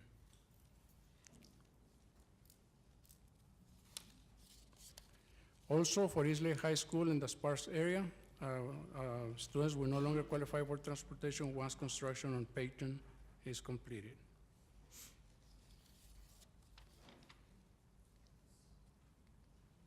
El Dorado High School feeder pattern. We have 3 buses that are contingent upon construction, okay? And that's impacted areas, Tierra Zafiro, Tierra Alamo, and RC Post area.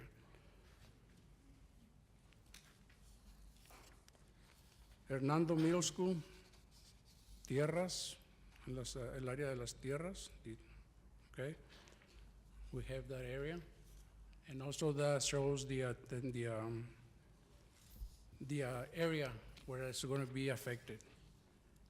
That slide right there shows the path that the students are supposed to follow to get to Hernando Middle School.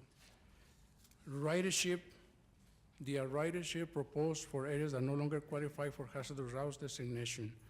Bill Seibert, we have a total of eligible of 88 riders and actual riders of 57. East Lake High School in the Sparks area, we have 34 actual riders. East Lake High School, 42. East Lake High School, Manzanita and Covington area, 38. Islay High School and the Wesleyan and Lockland area, we have 40. Islay High School, Langshan Arbor area, 31. Ensor Middle, 41. Also for Ensor Middle, we have 39. Hernando Middle, Tierra Zafiro area, 77. Hernando Middle, Tierra Alamo area, 28. And Hernando Middle, Arcipo area, 19.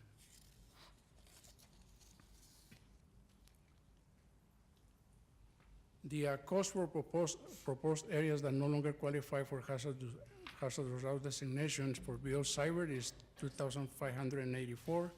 For Ensor Middle, $9,993. For Islay High School, $24,560.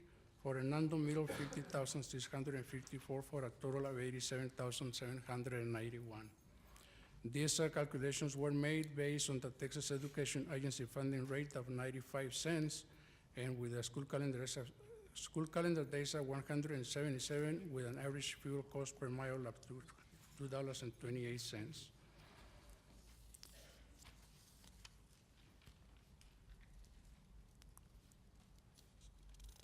The proposed hazardous route list to continue or add service per Texas Education Code 42155 are as follows.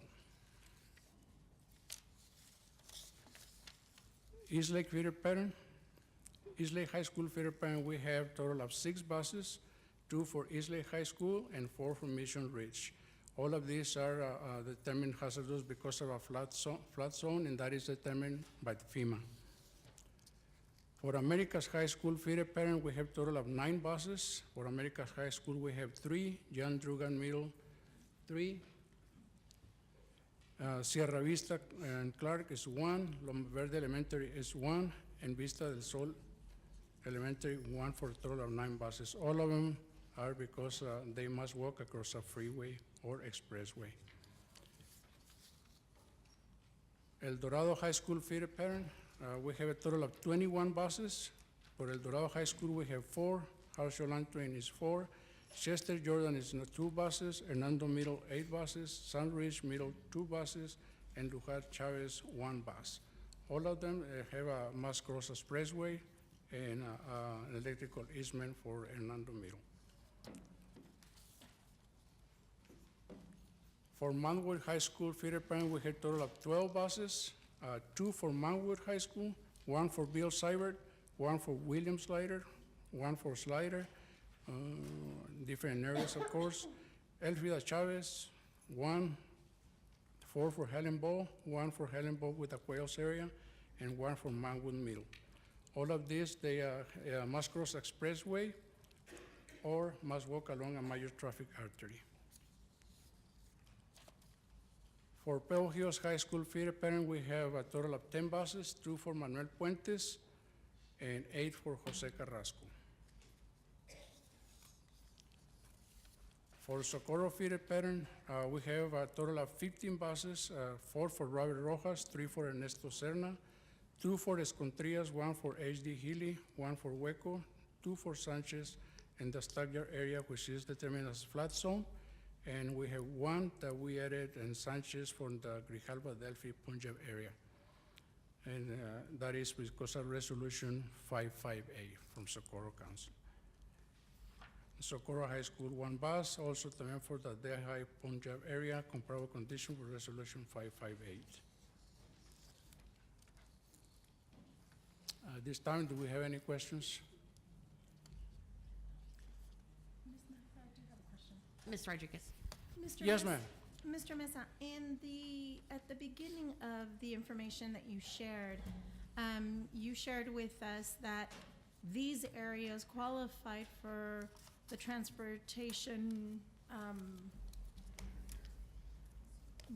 reimbursement through TEA Yes. based on the hazardous Yes, hazardous areas, and what you've presented to us is that these areas will no longer qualify for that once the construction is cleared. Yes. Any idea when, I mean, Mr. Iington, maybe you could answer, any idea when that might happen? Yes, there was a delay and Mr. Iington is here to verify that, but we don't have a certain or specific date. More likely, it will be by December. That's what we're looking at, because of the delays that might come later on after this.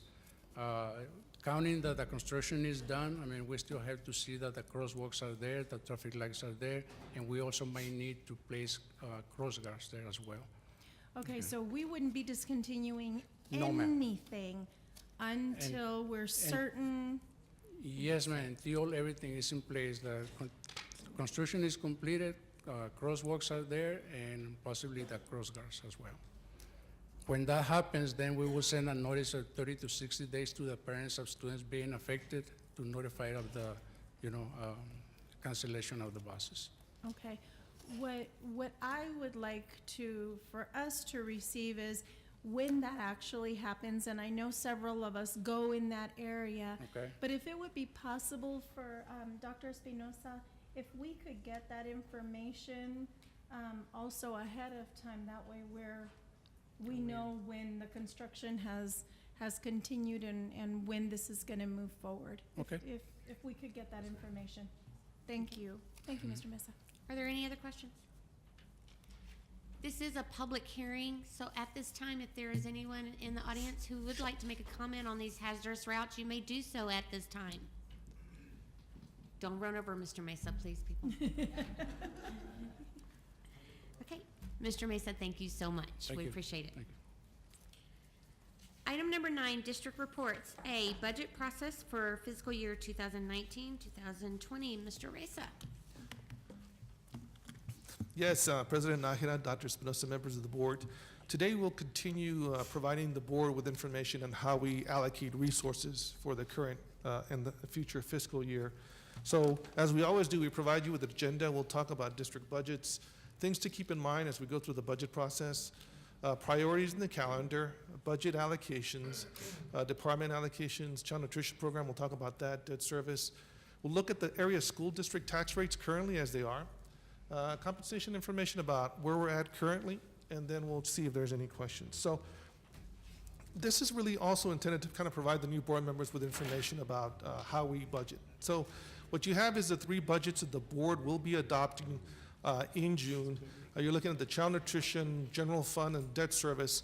You're also looking at the major revenue sources, like for the general fund, property taxes, state funding, foundation school program, as well as federal funds. With respect to the child nutrition program, we're talking about federal funds, debt services, property taxes, and also state funding in the form of the existing debt allotment and the instructional facilities allotment. You'll also be adopting some budgets that are different. That's special revenue, that's Title I, Title II, Title III.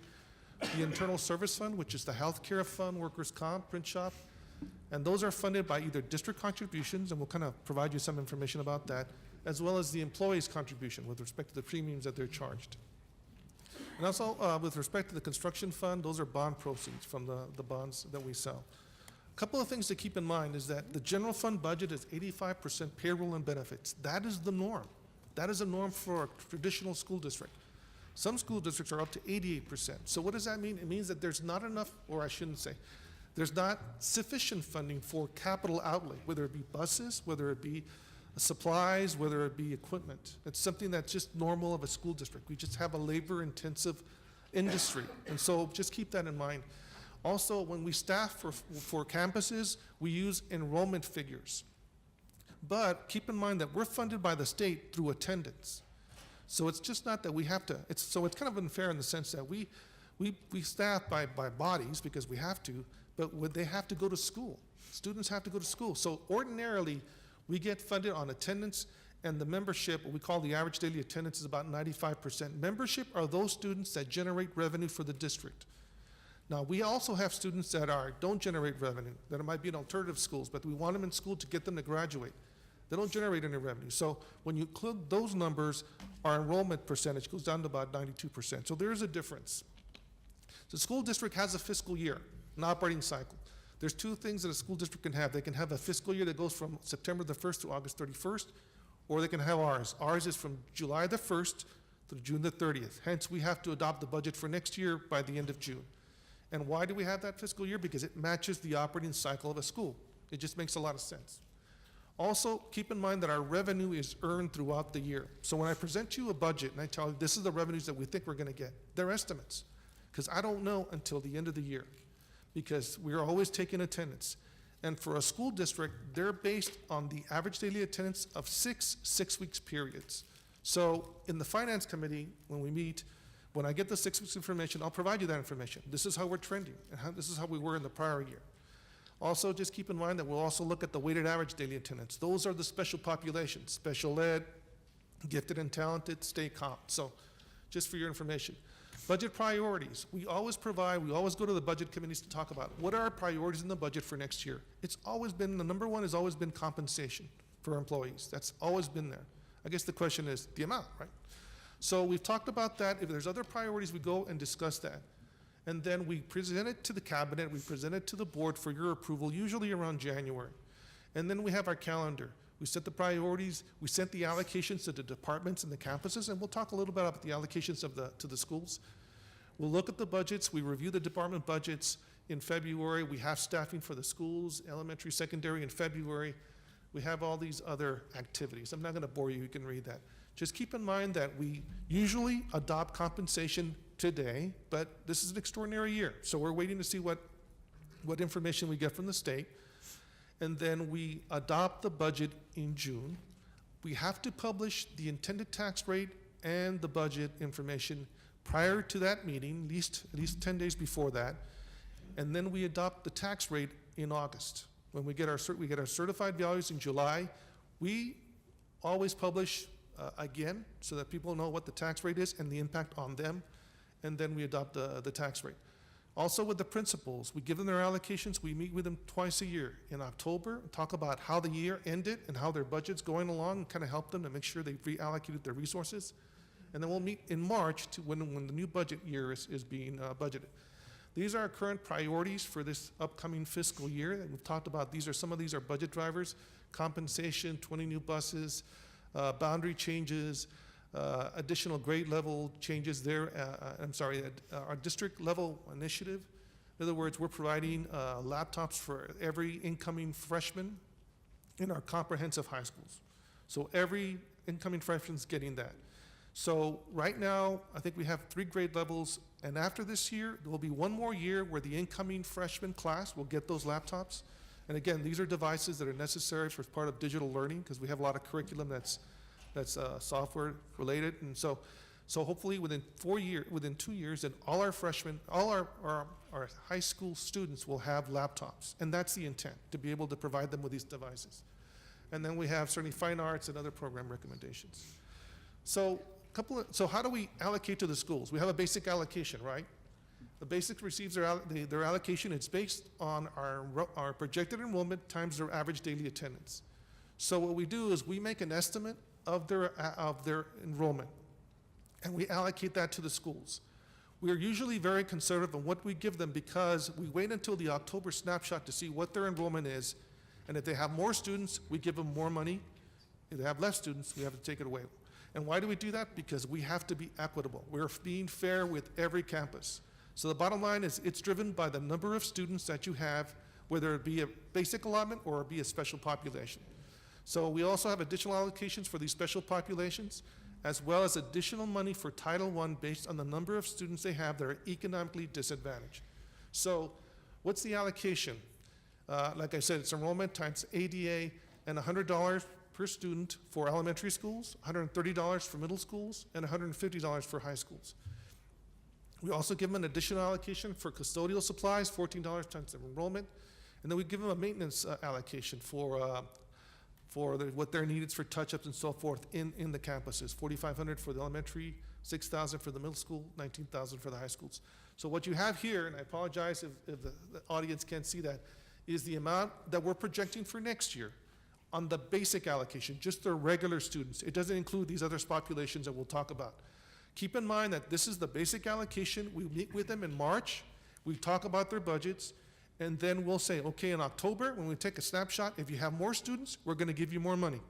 And the reason we do that is because we wanna make sure that we didn't underestimate the enrollment at the beginning of the year or overestimate.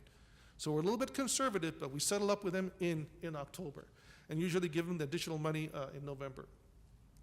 The special populations, they have their own allocations. Gifted and talented based on the number of students that are identified as gifted and talented. Bilingual, those students that are bilingual, they get a certain allocation. State comp, these are students that are at risk of dropping out. And I believe there's about 14 criteria that's used to identify these students. And so that's an additional amount that we provide these schools. And so you have the special ed. I'm not going to talk about the high school allotment because that's going away next year. So what the legislature is doing is they're taking this allocation and they're going to move it up into the general fund. In the basic allocation. And that's in both plans that are being proposed and being looked at currently. And you got Title I. Title I, again, it's those students that are economically disadvantaged times an amount. So what you have here is the special populations that are listed. Again, I apologize to the audience if you can't see that. But those are the amounts, and they're based on those students that are in those special populations. And again, we estimate first, and then we settle up when we get the snapshot date, and we provide them the additional information, additional funding that they have. And again, this is the custodial and building supplies allocations as well. And then you have the staff development. We give an additional amount for staff development. And then campus monitors allocation. That is a certain amount based on the allocation. And then we have Title I. So what you'll find is usually the schools that have higher concentrations of economic disadvantage, and those are usually the schools, south of the freeway, they get more money. Why? Because it's the equalizer. It allows them to be able to provide those funding because those students have more challenges, so to speak, and so they need additional funding. So with respect to the department budgets, we use prior year budgets as a baseline, and then the departments must certainly justify, itemize their capital outlay in their travel budgets. Myself and the budget director meet with the departments to review their budget proposal. If there's additional funding, then we'll look at providing additional funding for that department if funding is available. And the additional requests by the departments are usually presented to cabinet for review. So as a body, we can see whether we can add that over and above their actual allocation. Now let's look at the child nutrition program because it's one of the funds that you're going to adopt. It's a federal program. The revenue is based on the lunch and breakfast meals that are served to the students, and they're reimbursed by the federal government. It's also they also generate catering revenue, cash sales from a la carte sales, and they get USD commodities. They get food from the federal government, but we have to record it as a revenue, so to speak. Now, these are expenditures that they do for the kitchen. Has to be the kitchen and the cafeteria. Those expenses have to be just for that particular area. Now, the child nutrition program cannot have a reserve, what we call fund balance, of more than 3 months of operating expenses. If it is, then we have to take steps to draw it down. And usually it's buying equipment. Now, if we want to have an infrastructure construction improvement to the kitchen or the cafeteria, we got to request that from the Department of Agriculture. And usually we do that because we got to draw down that fund balance of the child nutrition program. Debt service. Again, this is a district mortgage. So the funds are to repay the debt that was approved from prior bond elections. Revenues are based on the interest and sinking fund of the tax rate, and we'll talk about that right now, a little later. The state funds are the existing debt allotment, state program, and the instructional facilities allotment. IFA, you have to apply, and it's based on the property wealth of a school district. So property poor school districts usually receive more of this IFA funding. Now, our current debt schedule goes all the way to year 2044. Again, it's 25 years. It's just like a regular mortgage of a homeowner. Usually it's 30 years. Well, ours is up to 2044. Now, we had a bond election for $448.5 million. We were going to sell those monies in 3 batches. We sold 200 last year. We just finished selling 150. So there's $98.5 million of authorized but unissued bonds remaining. And we intend to issue those bonds in the summer of 2020. And we'll use those proceeds to reconstruct Socorro High School for the 16 multi-purpose rooms for our older elementary schools, for the new SAC, the 2 elementary schools and the combo school, and the middle school, and these other projects. So just keep in mind that we make the debt service payments February the 15th and August the 15th. And the August 15th is usually 75% of our debt schedule. So the reserves for that program, for that debt service fund, is usually very high. Because keep this in mind, our financials end June the 30th, and people will see maybe a $43 million debt fund balance.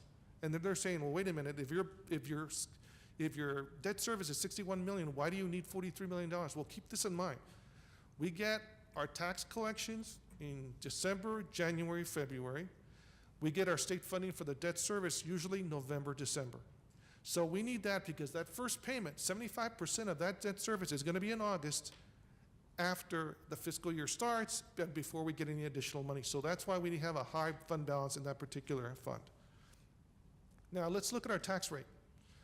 The maximum allowed by the state is $1.67. $1.17 for the maintenance and operations, that's the general fund, and 50 cents for the interest and singing fund. Now, as you'll see, we're very close to 40 cents for the debt service. Why? Because we're a growing school district. We're building schools. That's usually a nature of a growing school district. It's just a function of it. You have to raise the tax rate to build these buildings. So that's why our tax rate is 40 cents. And again, we just went up 10.5 cents because we had the bond election. So that's our current tax rate for that. Now, the maximum tax rate for the maintenance and operation that you can go up to without the voters having have approval of that, without having what we call a Taft ratification election, is $1.04. Well, we're at 98 cents. So we're at 98 cents, and keep in mind that under state funding rules, for us to get state revenue, we have to impose a tax rate of at least 92 cents, at least that. Once you do that, then you're eligible for state funding. So that's called the compressed tax rate. Just keep that in mind. So our M&O tax rate is 98 cents. Under both bills, the House bill and the Senate bill, we're going to be reduced, whether it be 4 cents on one, which is the House bill, or about 10 cents in the Senate bill. And because of that, we're going to be receiving a lot less additional revenue than our surrounding school districts. So we might have an opportunity to go up from that. Under the House bill, it might go up to $1, which is a little under 2 cents of what we currently have, the 98 cents. And I believe that the Senate, we can only go up to 94 cents, so it would be about 4 pennies less than what we currently have. So we don't know yet. That's what we're waiting on. And that's why we haven't made a recommendation with respect to compensation. It's an extraordinary year. They're making a lot of changes. So hopefully we will get information by Friday at that time, and we'll know where we stand. So this is the taxes for the tax rates for the surrounding school districts. So as you see, for maintenance and operations, we're at 98 cents. We're the lowest in the region, okay? And we've been the lowest for a long time. Everybody's at least $1.04, which is the most you can go up without an election, or they're at $1.17. They've done elections in the past, or they've done a tax shift, which is they've shifted money from INS over to M&O. And then you have your INS tax rate, and then you have your total tax rate. So we're in the middle. We're about $1.38 currently. The lowest is Anthony, $1.20. The highest is Ganotillo, $1.53. So they're at $1.17, and they got 36 cents for INS tax rate. So that is the current situation as it is. So that's going to change because both bills are going to be requiring that the M&O tax rate go down. The bill has no impact on the INS tax rate, none whatsoever. So that can still be going up and down to a particular school district depending on what their situation is. Now you'll see it says 2018 because when we talk about the tax rate, it pertains to the calendar year, the tax year. So currently, or I should say for this fiscal year, which is 18-19, the tax year last year was 18, we imposed a tax rate. That is for the 18-19 fiscal year. So when we bring to you the proposed tax rate for your adoption, it'll say tax rate, or it'll say 2019, because it'll be the calendar year that we impose the tax, and it'll be for the 1920 school fiscal year. I just want to get that information to you. So you had our presentation, and you know what the associations are requesting. What we're providing you is the listing of currently how we stand with respect to our teacher pay scale. As you can see, for year 0, we're second behind the SLEDA in what a starting teacher pay is. But as you go, but it varies. At year 5, we're first. At year 10, we're first. At year 15, we're second. At year 20, we're second. And then at year 25, we're first. So please keep in mind that when you look at the pay scale, we have to compare pay scales with other pay scales. And so also, we talked about health care. A school district can either provide money for compensation and they provide money for health care. You've got to make a decision on how much you want to put in as a priority, whether compensation or health care. We put in $6,900 for every employee, while other districts like Eslada puts in $5,200 and El Paso puts $5,200. So we're first all the way across. That's an extra $1,200 or maybe $2,400 depending on the years of service that we put in over and above what other districts do. Now this board can make a decision. You can say, you know what, we want to give higher raises. Well, maybe you can take that money what we contribute to the health care plan and put it into salaries. But I promise you then the plan is going to suffer. Then you're going to have to increase property deductibles. You're going to have to increase premiums. We've made a choice in the past to provide additional, the most that we can to keep this health plan in the black because it's important. Because when you talk about healthcare is very expensive if you have to use it. That's just the bottom line. Now, also keep in mind this last year we put in an additional $9 million to keep this healthcare fund in the black because it was in the red. And we'll probably have to do it again. Now we put in $9 million. What did that translate to? Like a 3% increase. That's a 3% increase. And we did it because that healthcare plan is important to us. We're one of the few districts that has the healthcare plan. Other districts have the state plan, and that is a lousy plan. And I'm saying it for the record. Those employees are paying a lot. I don't know how some of the bus drivers can sustain, because it's just so expensive. So we're concentrating on this, and that's what we do. So we did a $9 million infusion, and we ended up $2 million in the black at the end of the fiscal year that just ended. Now this year, we're already in the red. Yes, we've recommended increases to premiums, deductions, and so forth. Why? Because we have to. There's just no getting around it. Healthcare is an issue nationwide. And so we went ahead and had a $2 million surplus when we ended this fiscal year this past year with a $9 million infusion, and now we're already in the red. So that's why we're making changes. That's just the reality that we face. And chances are we'll probably have to do another $9 million, and we'll end up with a deficit at the end of this fiscal year to keep this healthcare plan in the black. That's just the reality. So we have a decisions to make. So when you compare how much we allocate for compensation and healthcare, you'll see that we're number one.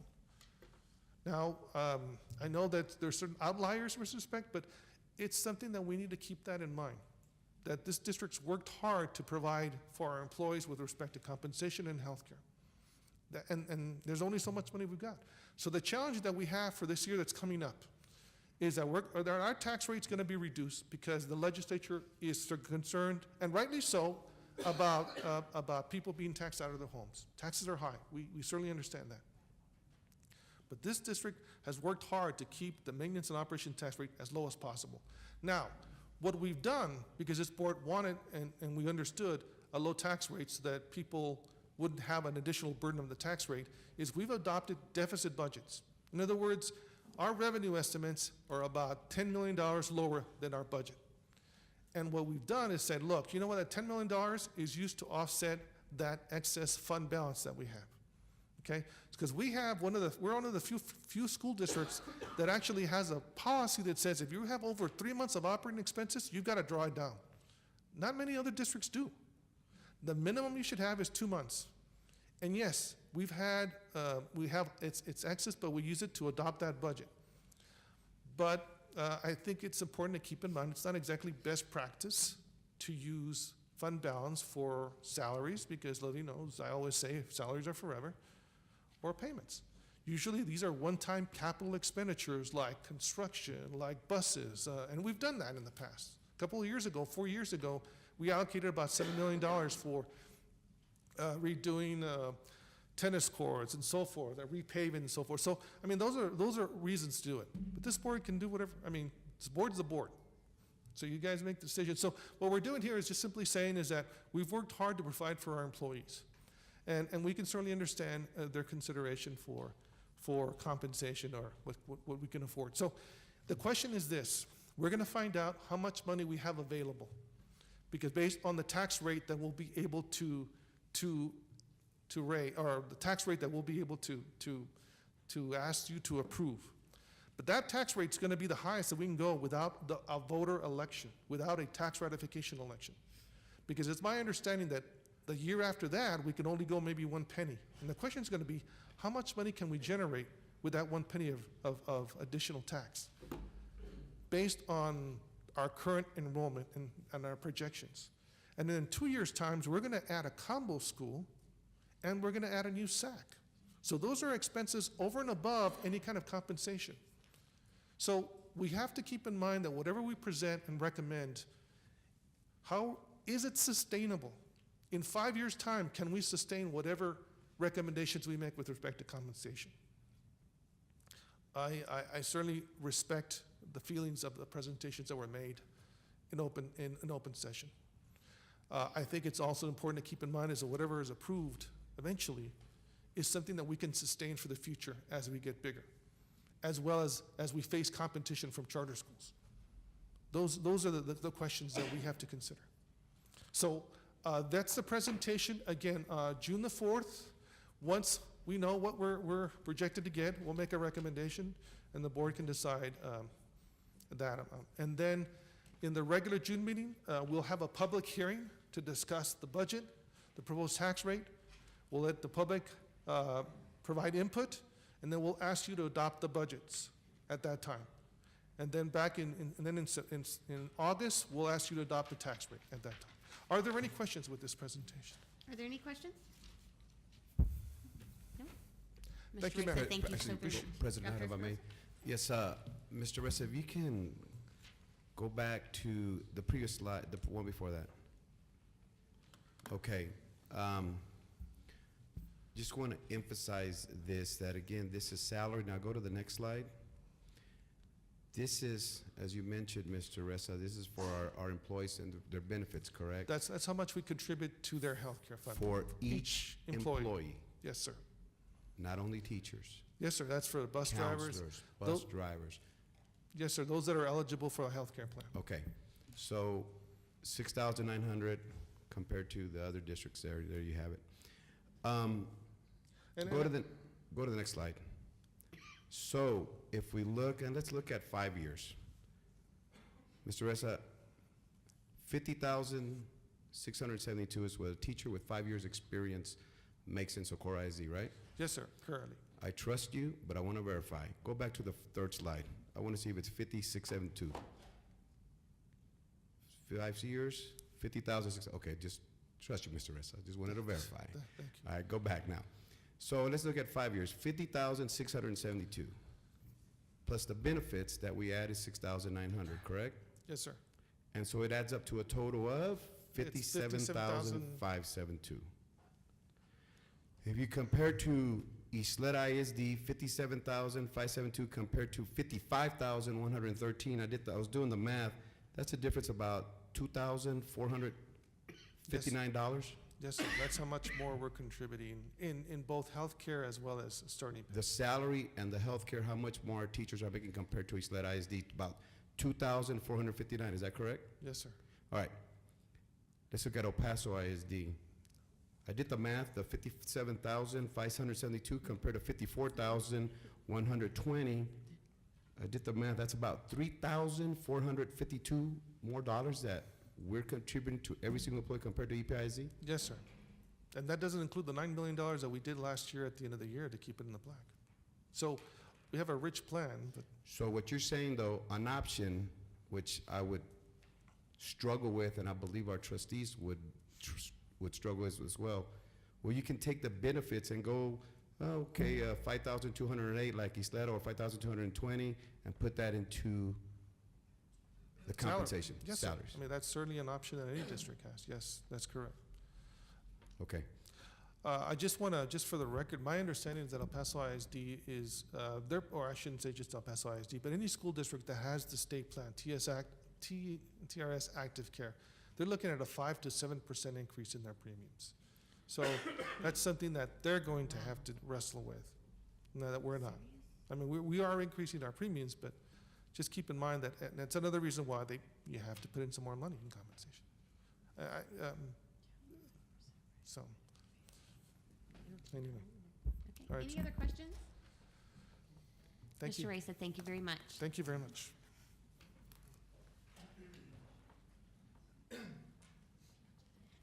Item 9B, Facilities Report. Mr. Iington? President, I'd like to make a motion to suspend the rules to allow a member of the public to read a statement from an elected official pertaining to this item. But this is only a report. It's not, Or to this report. Can we do that? Do I have a second? I have a motion For which item? for the budget For the process? Yes. For the facilities report. For the facilities report.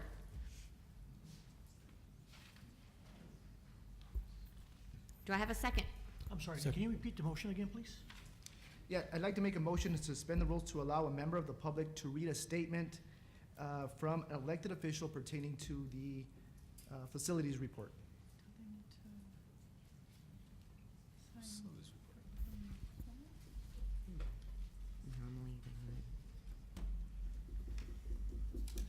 I do not have a second on this motion. I'll second it.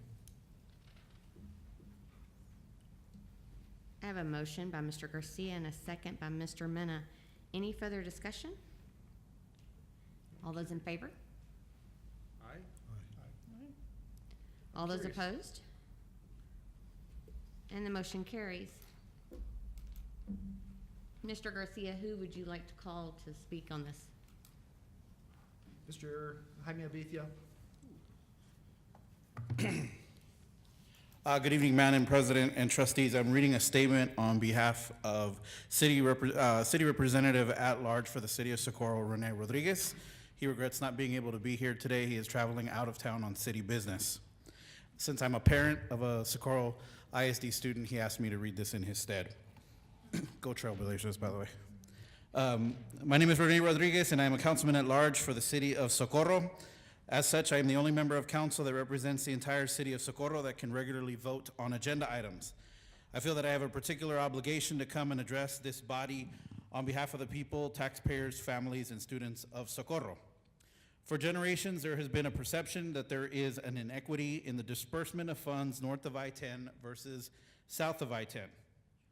Underfunding the construction projects at Socorro High School furthers the perception of inequity.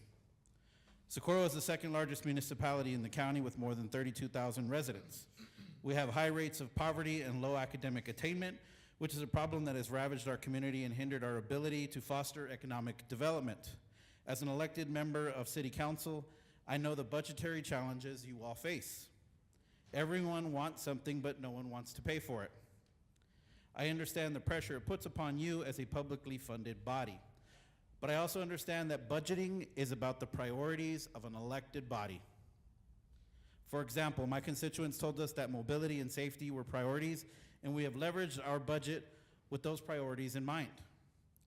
You can choose to make fully funding the Socorro projects a priority if you have the political will to do so.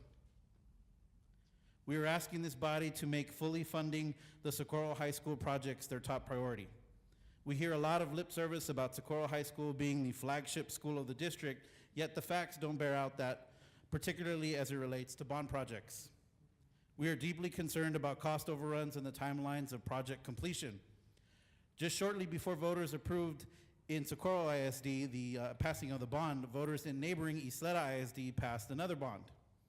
After consulting with trustees in YISD, it turns out that all of their bond projects, with the exception of just one, were completed ahead of schedule and under budget.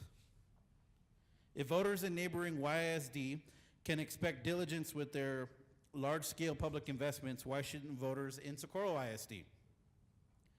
Now, I realize that I spoke earlier about the perception of the disparity of funding between the wealthy part of the district and the economically challenged part of the district, but quite frankly, I think that argument is counterproductive, and I'll tell you why. I think the conversation this board should be having as it relates to fully funding Socorro High School's bond projects should not be rooted in an us versus them paradigm, because the reality is that we are all one school district. If there is one school or area that is not taken care of to the degree that the other schools in the district are, it is detrimental to the entire district. It is in the academic economic, and political best interests of the entire Socorro ISD to ensure that all schools are taken care of and maintained properly.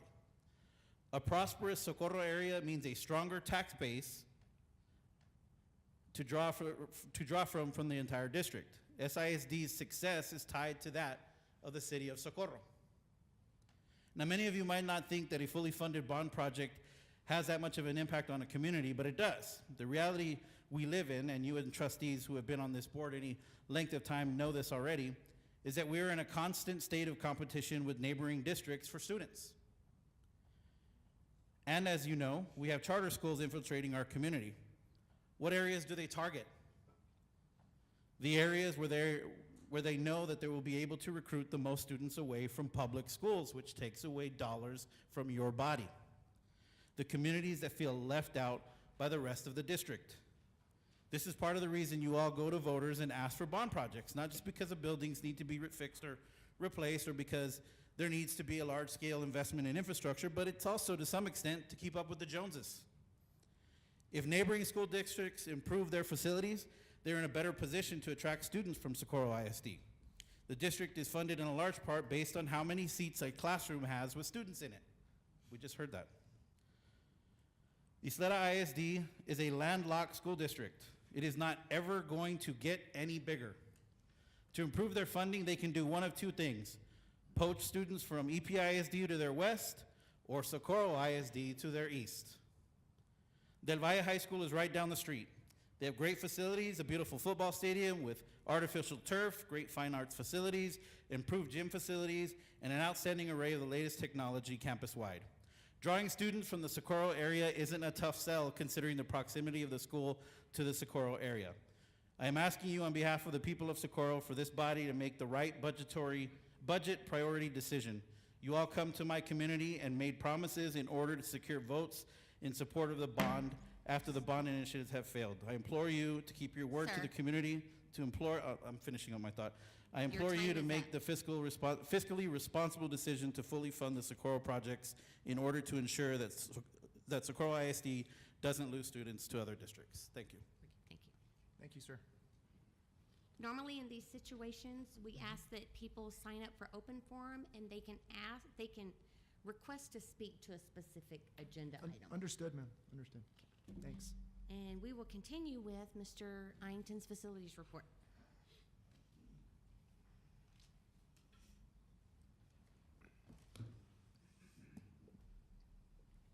Good evening, President Nahara, Dr. Espinosa, member of the board.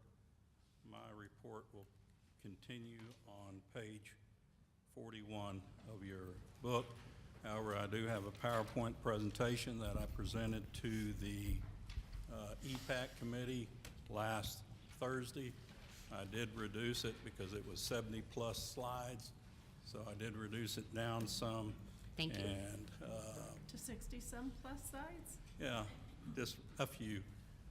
So I don't know if it's going to follow exactly in your book because the presentation was, like I said, we pulled it from the EPAC meeting, so we'll see. Cactus Trails Elementary School. Of course, we had the open house last night.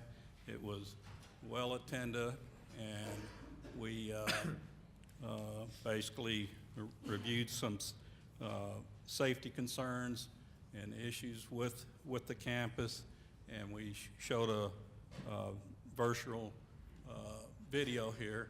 This is a site plan of the site. The bottom is Ralph Seitsinger, and the one on the left-hand side is Mike Price, and you can see the school is indicated in gray. This is how it looks as we're talking. It will be complete in July. This is a bird's eye view of the main entrance. You can see the canopy being framed to the main entrance. We have parking on either side. The lower corner here is the cafeteria and multi-purpose area. This is another view. You can see that the landscape of paving, parking, and stuff is going in. I won't mention the roofs, but the roofs are going on too. Another aerial showing the construction ongoing. This is an aerial coming from the corner, from the circle, looking back down Ralph Seitzinger from the opposite view, and you can see the entrance canopy being framed in. Mr. Arrington, real quick. Yes. Apologize. Can you go back to that picture? Yes. That land on the back, does that belong to us? Yeah, it goes all the way over to the graded area, yes. Oh, okay. Yes. Thank you. Okay, where's my clicker? This is some of the interior.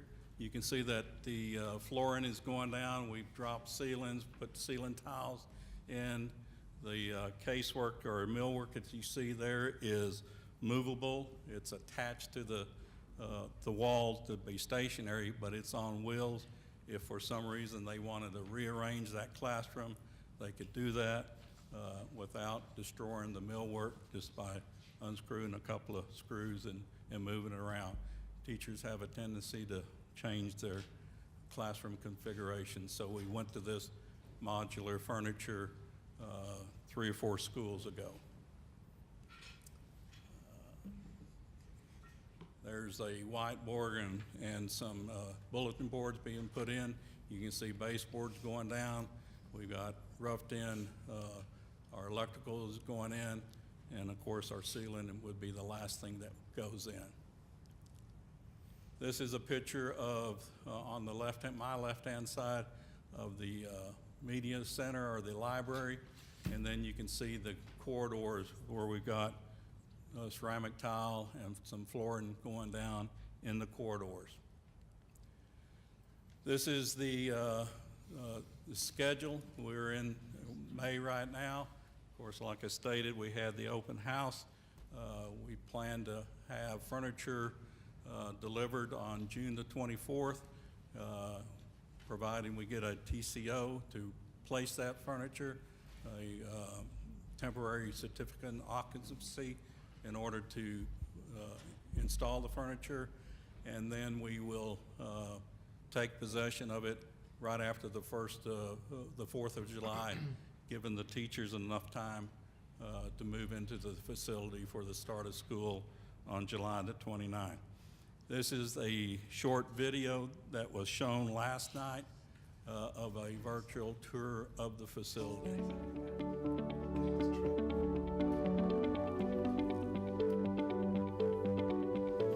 You can see Pebble Hills coming in the lower corner, and then it'll zoom in up on our side. We have a bus loop in the back. We have a parent drop-off, and then we have some alternative parking areas. This is an aerial.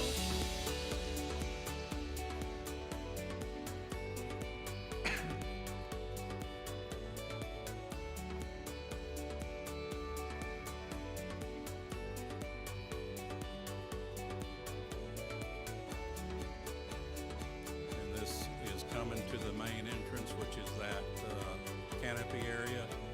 And this will take you into the main building.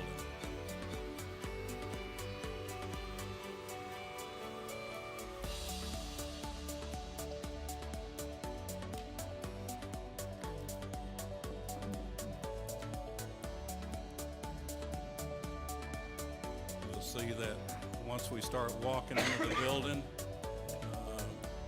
go through this canopy structure, we go into the front doors, and then there's a set of doors behind it that you cannot get into. There's Mrs. Thomas escorting some students into the building. You can see the opening to the left is you're forced or you're directed into the office area. You cannot go through those doors without, the doors are used for exit only. Here's her administration staff. And then we're back at the den, and we'll go from the entry into a hub area. There are hub areas located throughout the building. They're open collaboration space that have the projector, marker boards, and individual workspaces. And you can see the glass walls in the background of the pictures. Those are the actual classrooms. They actually open up into the hubs.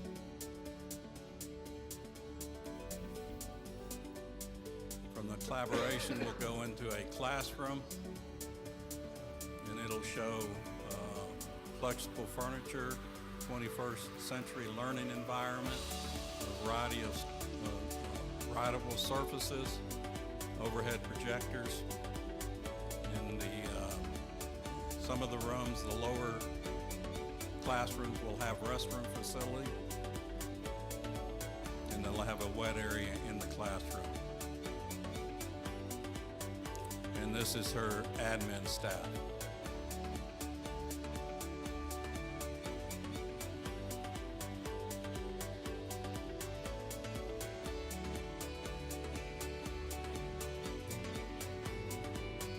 Teachers, excuse me, they corrected me. These are the teachers.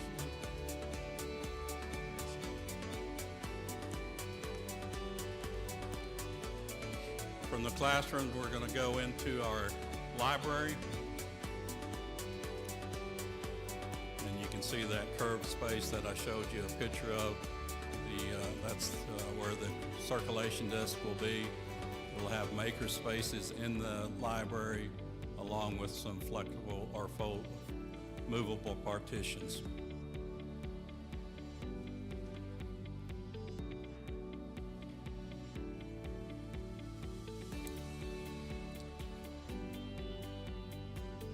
From the library, we're going to go into the multi-purpose space.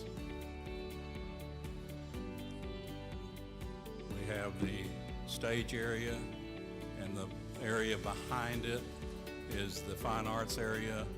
This is the multi-purpose room. It will also open up into the cafeteria, which is next door, and there'll be a series of folding walls on the right-hand side that opens up and make a larger open area.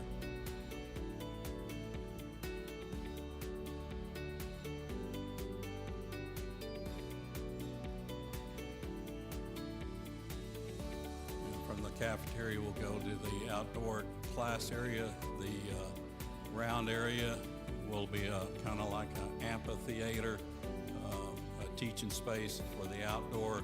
It'll have a metal canopy over the top of it.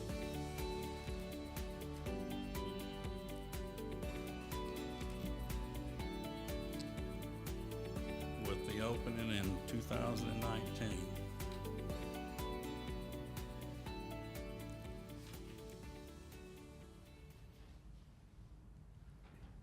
Next project is our technology building, which is going to be built next to this building.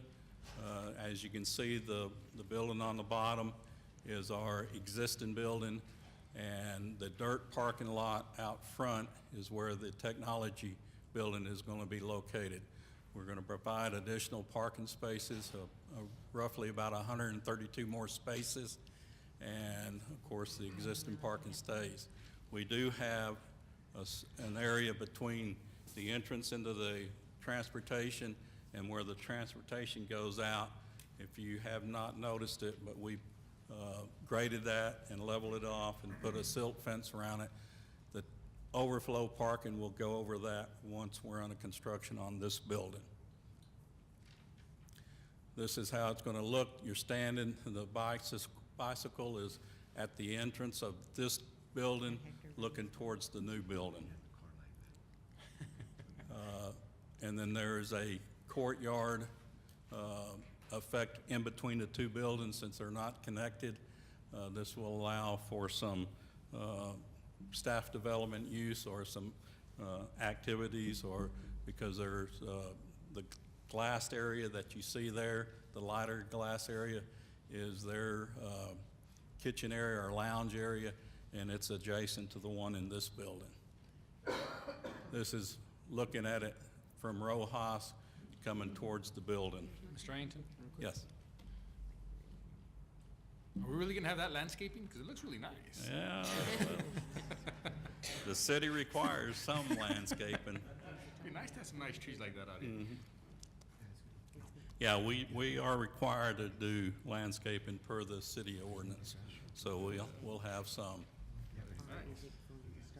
This building, this project, the timeline is that we had a pre-proposal or pre-proposal meeting, and about 5 general contractors showed up last week. And we are taking the proposals or the bids for this project next Thursday. So we'll know next Thursday, we'll receive the proposals from the contractors, and then we'll put the information together and bring it to the one of the board meetings in July for board approval. The 16 auxiliary gyms, they're divided up in 3 packages. The package number 1 has 6 schools. Package 2 and 3 has 5 in it. We did that because we promised to kind of spread the work around, keep the projects down low. They're roughly $1 million plus or minus each school. So if you have 6 of them, you're looking at $6 to $7 million. 5, you're looking at $5 to $6 million. So thinking that it will attract a lot more contractors who, you know, have a lower threshold of their bonding capacity. So they're all going to go out relatively the same time. So they will be under construction at the 16 campuses. This is a rendering of what it will look like. You'll have an entry, which is the glassed area, and it's connected to the building, and then you'll have a multi-purpose floor. It's, if any of the board members have been to Dr. Shook's school, that's what the facility is kind of modeled after. The blue area is the entry. The 2 kind of pinkish areas are, one is an exterior storage and one's the interior storage, and the green color is an office, or PE office. And then it'll have 3 overhead doors on the opposite side with a louvered canopy where on good days you can open that up and it'll open up into the play areas. Like I stated, each group, each packages are, and I've separated them by package 1, 2, and 3. They all are essentially the same thing. The month of May, we are working on the surveys, tying down the existing facilities, and doing our geo testing. We couldn't do it last week because of testing, so we are moving forward to get all that completed, and we are hoping to have it out for bid soon after that and start construction this summer. Socorro High School reconstruction site plan. Get your orientation. Alameda is coming down here, and the blue line that's kind of curved is actually the lateral, but that's Rio Vista. The purple building is what Socorro High School will look like when it's finished. 2 days after we passed the bond, we bought this 20 acres. We closed on the 20 acres. So we've been working on this project furiously to gain that land and the design. Later on, you're going to be approving, or hopefully to approve, a phase 1A guarantee maximum price, so we can start our construction, which would be relocating the softball field, the football field, and the baseball Mr. field. Arrington? Yes. Mr. Condon? Yes. So right now, the way it stands, that's the way it's going to turn out to be? Yes. Okay, Mr. Arrington. And this is a discussion we've been having for years, me and you. I still don't like the basketball courts in the back. I don't like them there, never have, because our students don't use them. Well, that's where they all in all the other. Well, I mean, Yeah. this isn't set in stone. I've asked before that we need to move it just like every other school. You know, we talked earlier, I said about Del Valle, we have Montwood. Where they have these basketball courts that they're being used. Back there, it's a parking lot. That's what it's used for. It's never been used for a basketball court in 20, 30 years because there's no light back there, it's hidden in the back, and our students can't use it. You know, I've always asked that we move them towards the front where our constituents and our students can be seen and enjoy it in a safe area. We're acquiring all this land, and I think we can move our basketball courts to the front, either on Rio Vista, I'm saying Rio Vista. Put our basketball courts there where they can be seen and people can enjoy it just like every other school around here where they can play. Again, I don't want to build basketball courts in the back where they're just going to be a parking lot. They're not going to be used. We're wasting our money. If we're going to leave them back there, I say we just take them out and make a parking lot, because that's what's going to happen to them. And I'll do what the board directs. I'll be more than willing. No, I know. This I know, is I still know, Mr. designed. Harrington. I'm just saying that's what's going to happen to them Yeah. back there. It's going But to stay. It's going to be more of the same.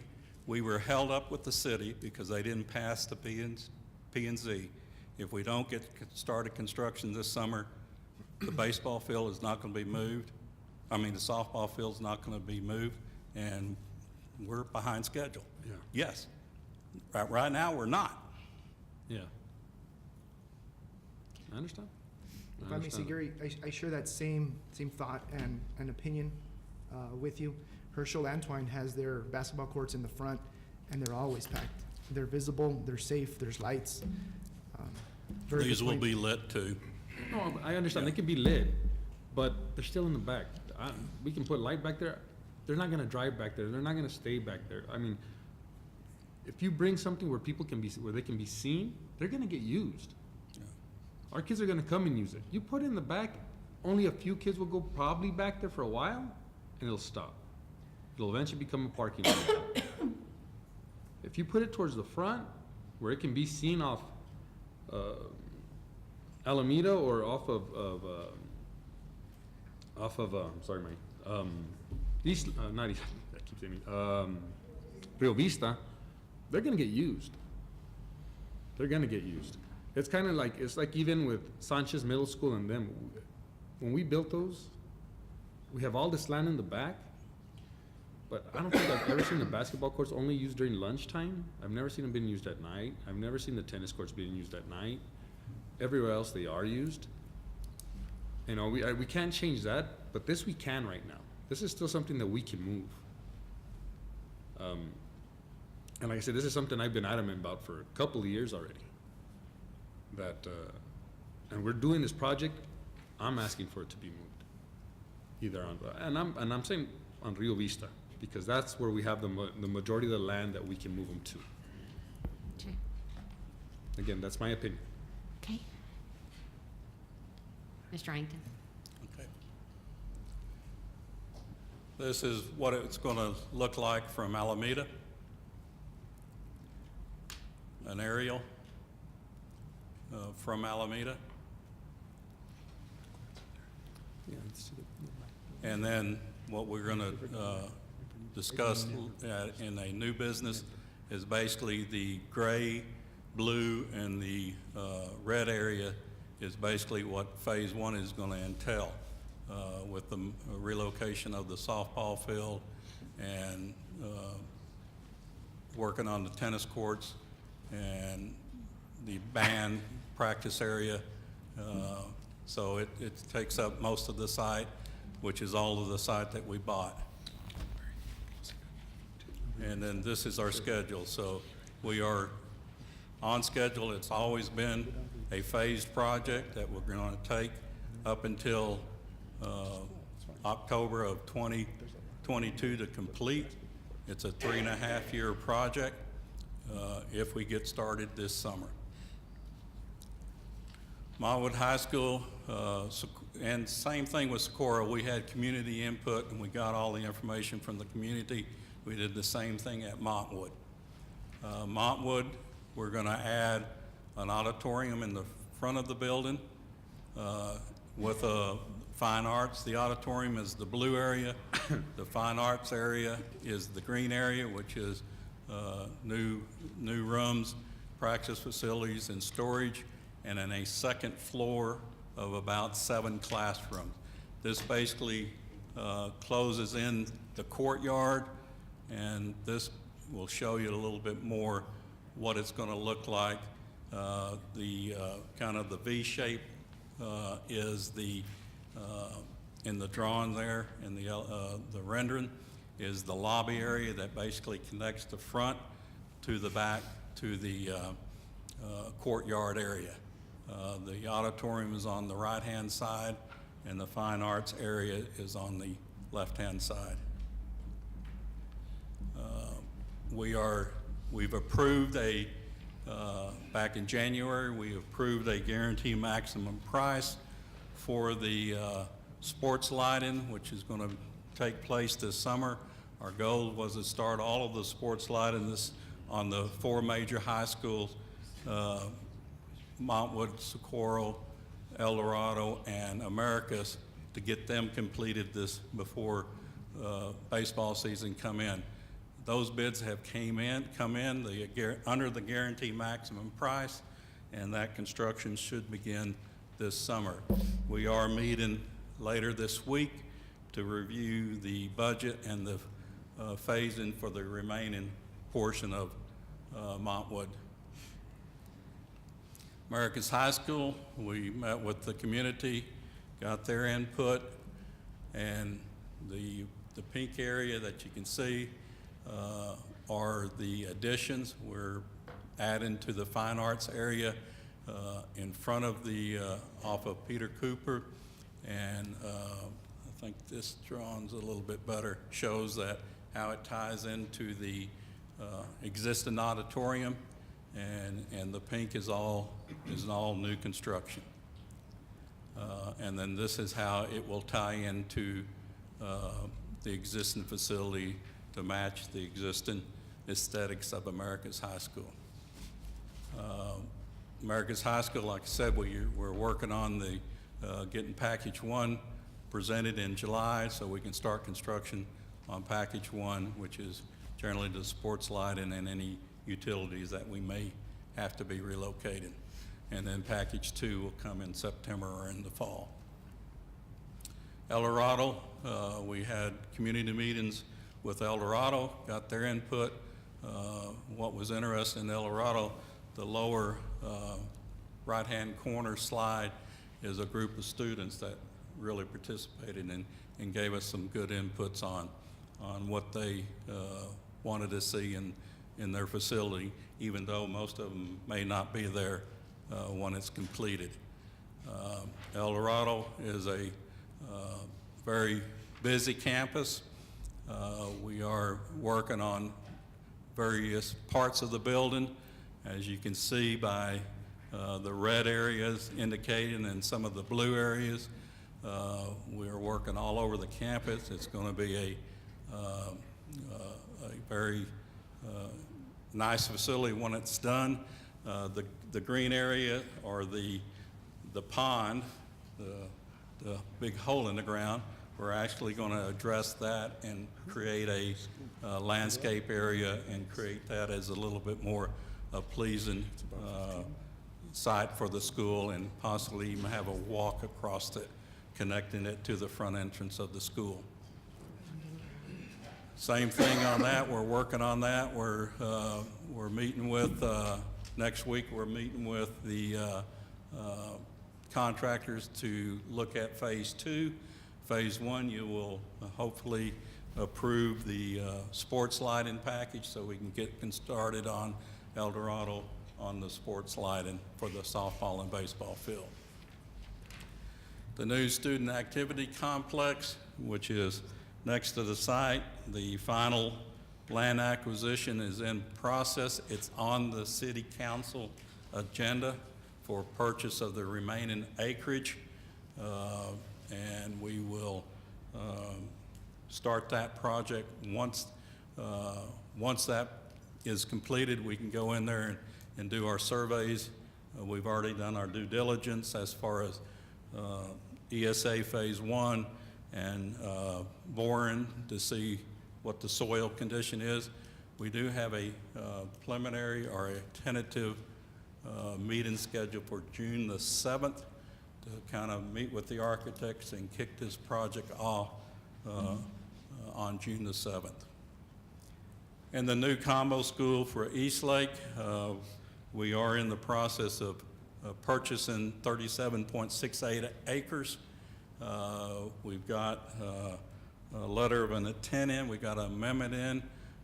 We've extended that to do some cleanup on some title objections and stuff, but we had a conference call today with our real estate broker and our attorneys, and we resolved that. And so we should be able to close on that property here fairly shortly. We received the proposals last week on our architects and our construction manager. The Administrative Review Committee will meet to review those and bring recommendations to the board probably in July for approval on that. If you recall, the board, we had two separate schools, and the board decided to combine them into combo school, so we combined the two projects. And this is for the Eastlake feeder pattern. And some miscellaneous work that our department is doing. We've been working on canopy. It's been a rough season with the wind. It's been tearing up some of our canvas canopy. So we've created our in-house canopy team that will go in there, and we're having better results for our staff repairing canopies. And then this is Escontrias, and I believe this is also a new playground that we installed. Vista del Sol, same thing, canopy, playground equipment. Waco, we've done a lot of LED lighting upgrades where we've taken exterior lights and replaced them with the new LED lighting. We've been getting rebates from the El Paso Electric Company through our SCORE program. And this is Waco Elementary. You can see that the new lights are being installed and how it illuminates the building. And then we also do interior lighting. This is Montwood Middle School. We replaced the gym lights with new LED saving lights. That concludes my presentation. Are there any questions? I do have one question. Is it customary for a project like the Socorro High School one to take 5 years to build? Yes. $135 million? There's a school in Isleta. It's Eastwood High School. It's nearly the same project. It's taking 18 months. I don't think it did, but I'll check on that. Okay. And why is it? I'm just kind of That's curious. construction time. That's not design time. Okay. We're talking design and construction. Okay. So, is there any way to speed that up? Because I've been getting a lot of phone calls personally about. Yeah, we just got portable approval. We air just got approval conditioners. from the city. Okay. We just finally got them to approve the plat and the rezoning last Thursday. Okay. I had to go down there. We had legal representing down there, and we had to go down there and see what the problem was. Okay. So that hurdle has been taking place. So yes, it can be speeded up if everything falls into place. Okay. But if we're going to have to go back and start moving things around, that's going to take some time. And also, what are the plans, the current plans that were set in place, even agreed upon at the meeting that you all had with the community regarding the bond with the auditorium at Socorro High School? Auditorium was really never discussed at the community meetings. No. Never discussed? No. What are we planning on doing with that? We are planning to make it comparable to our other high schools. What does that mean? Can you expand a little further? Because Well- there's some people here in the community, in this meeting, actually, that have come out just to learn more about exactly what is going on with The that March project. the 28th board workshop, a presentation was put together, and it showed three options. One was $130-something million, which was $30-something million over budget, which basically what you saw here. The second one was doing nothing to the auditorium except a coat of paint, and doing very little to the athletic facilities. And the third option was to do some alternative. The board directive at that time was to proceed with the conceptual design and to come up with some cost-saving items on that. I proposed to them during that workshop that there is no other school that has an auditorium of that size. All of the other auditoriums, the new ones, have been around the 660 number, give or take. Montwood, 660, give or take. So we're looking at comparability.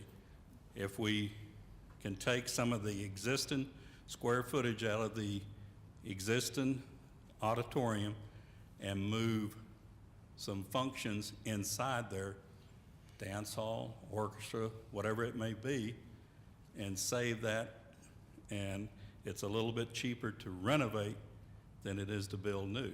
So by using that space in the auditorium, we can gain some usable space that was basically going to be new construction, which is a higher dollar. Now, Socorro High School does not have a fly loft. A fly loft is where the stage rigging and all that is taking place. It's 48 feet high in some cases. We have to come in there and provide that. The proscenium the opening for the stage, doesn't function as it is now. So we're looking at that. And given the a new black box, we know that since this project is going to take a little while to construct, we can't take the auditorium out of commission totally until we have something built in place. So in our cafeteria, and it doesn't show up on the site plan, in our cafeteria, we're building a new black box theater. And it is a theater that can be functional once it's complete, and it can be used when the auditorium is taken out and we can reconstruct the auditorium. So there's pieces that have to come together in the phasing and everything for this project to come off. And so when it's said and done, you're going to have a black box theater that opens into the cafeteria that can seat 750 to 1,000 people. You're going to have a new theater with the right acoustics, the right sound system that seats, 660, 680. I don't know what the number is right now, but I think it's around 660 because that's what we've been designing all of the new schools to make it compatible. Thank you, Mr. Arrington. Appreciate your feedback. Any other questions? Yes, I have. Yes, sir, Mr. Ellis.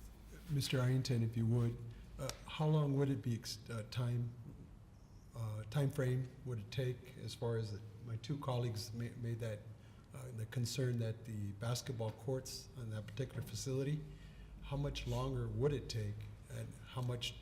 I don't know. What do you anticipate? Obviously, it's a concern. I'm sure the public in the area is also concerned. Well, it's if that's the board directive, we can definitely look into it. But I will meet with the architects tomorrow because we're going to be reviewing the fine arts program tomorrow. And it's going to take a while, and it's going to take, I've already had them redraw it once.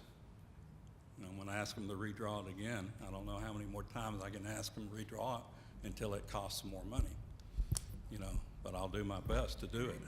And so to answer your question, if we don't get started this summer, then baseball is You know, we don't do anything to the baseball fields until next summer, which throws us behind because we need to move that softball field in order to start the construction on the new building.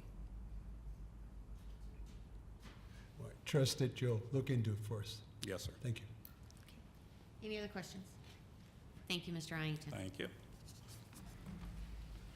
Item 10, consent agenda. President Nahara? You know what? Do you consent and then do it? Okay.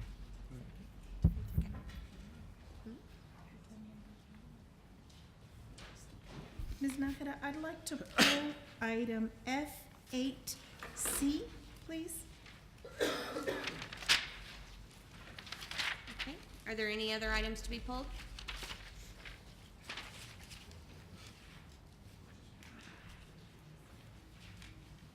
Motion to approve.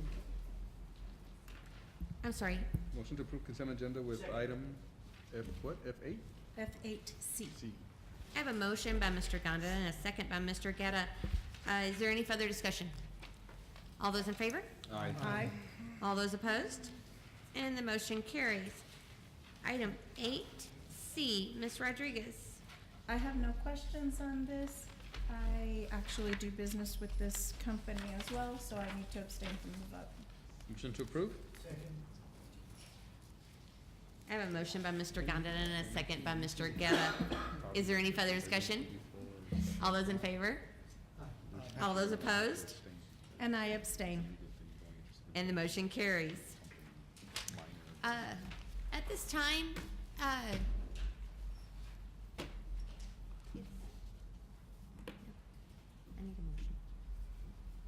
need a motion. Motion to take a 10-minute recess. Second? Second. Second. I have a motion by Mr. Gonda and a second by Mr. Morales to take a 10-minute recess. All those in favor? Aye. Aye. All those opposed? The time is 8:57. The time is 9:07 and we are back in session. Item 11, new business. A, consider approval of proclamation for National Military Appreciation Month. Dr. Graham?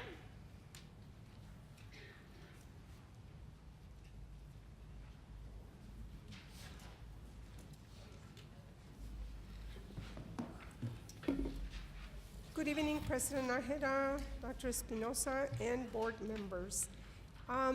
Very often when military parents visit administrative services, I take advantage of asking them, how did they hear about SISD?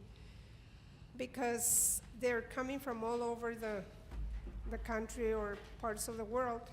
And the answer is, we're learning from other military parents that are already there or have been there, and they tell us that this is the best district, so for us to move here, because that's the only way they can bring their children to Socorro. So with that in mind, I decided that we could create our own military active spouses network. So that's what this is. The MAS at SISD is a military active spouses network. So we created a proclamation and presented to you this May, because of course usually in the month of May, that's when we honor our military families and thank them for their service. So the proclamation is on page 179, and it is, whereas over 1 million Americans are bravely serving in the United States Armed Services, whereas Fort Bliss, Texas in El Paso is the Army's largest installation at 1.1 million acres and home to over 39,000 military personnel. Whereas Fort Bliss supports over 40,000 family members of active duty and retired personnel and employs over 13,000 civilians. Whereas the Socorro Independent School District is currently educating about, and it's a little more than 3,500 military dependent students. These students experience frequent moves, family separations due to deployments and reintegration issues that present unique challenges to military families. And whereas the Socorro Independent School District is committed to meeting the unique needs of all students and specifically address those of military youth, whereas that Socorro ISD and board trustees offer our gratitude and support for all military personnel, their families, and veterans. Therefore, be it resolved that Socorro ISD establishes a point of contact at the district level administrative services to assist all military families, and be it resolved that Socorro ISD establishes a military active spouses network, which will be called MAS at SISD, at the district level to connect military families with each other or with district resources they need. Therefore, we are recommending your approval on this proclamation. Second. Any questions? I have a motion by Mr. Guerra and a second by Mr. Gondeta. Is there any further discussion? All those in favor? Aye. All those opposed? And the motion carries. Thank you, Dr. Graham. And item 11B, consider approval of TASB Update 112 and local policy. Somebody can make a motion. So administration recommends consideration and approval of the revisions of the following policies as presented. The TASB Update 112. Motion to approve? Second. I have a motion by Ms. Rodriguez and a second by Mr. Guerra. Is there any further discussion? All those in favor? Aye. All those opposed? And the motion carries. Thank you, Dr. Graham. Thank you. Item C, consider approval of designation of 2019-2020 hazardous routes for the Socorro ISD CNA local and legal. Mr. Mesa. That's what was this. Well, good evening again, President Nájera, members of the board. I'm just asking for board approval in regards to the presentation that we did a few minutes ago. Motion to approve? Second. I have a motion by Ms. Rodriguez and a second by Mr. Guerra. Is there any further discussion? President Nájera? Yes, Ms. Rodriguez. As discussed, Mr. Mesa and Dr. Espinosa, if we can get the information prior to the changes. Yes.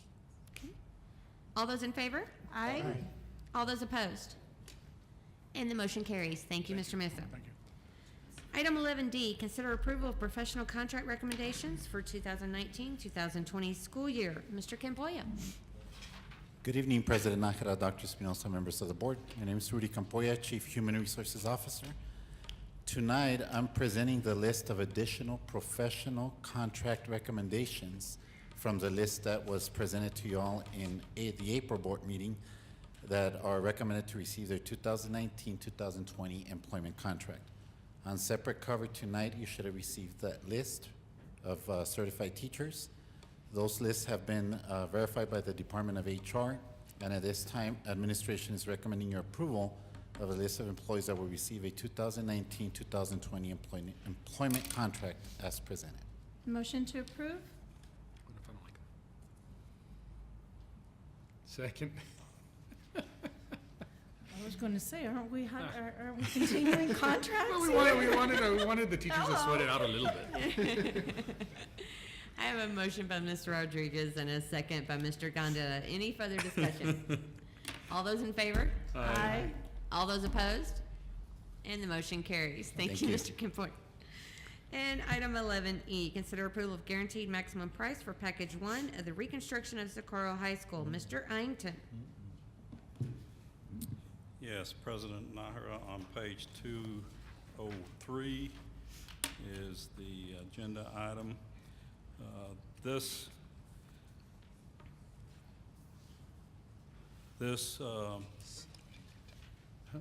approval will basically get us started on phase 1 construction, which the primary thing is to relocate the softball field in order to make room for new construction. Buford Thompson, our construction manager at risk, has put in a proposal of $13,429,181 for that work.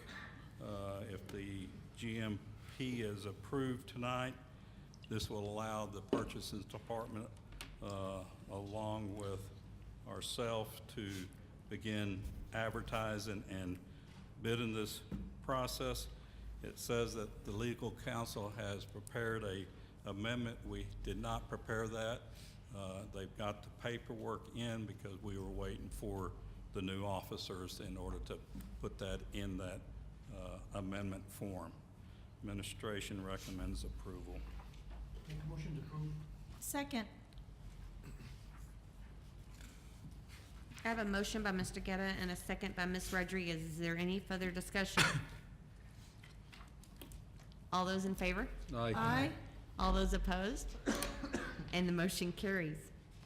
Item 11F, consider approval of sport lighting package, proposed guaranteed maximum price for El Dorado High School.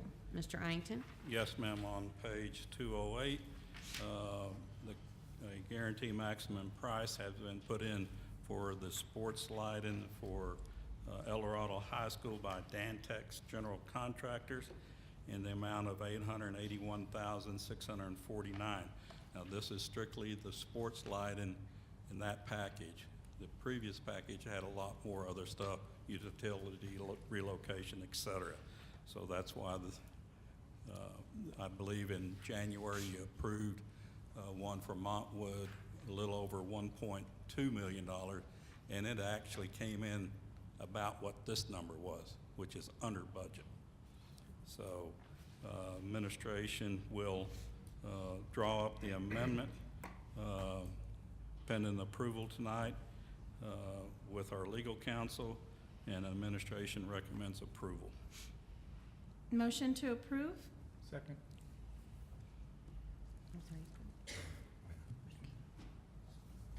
I have a motion by Ms. Rodriguez and a second by Mr. Mena. Any further discussion? All those in favor? Aye. All those opposed? And the motion carries. Thank you, Mr. Iington. Thank you.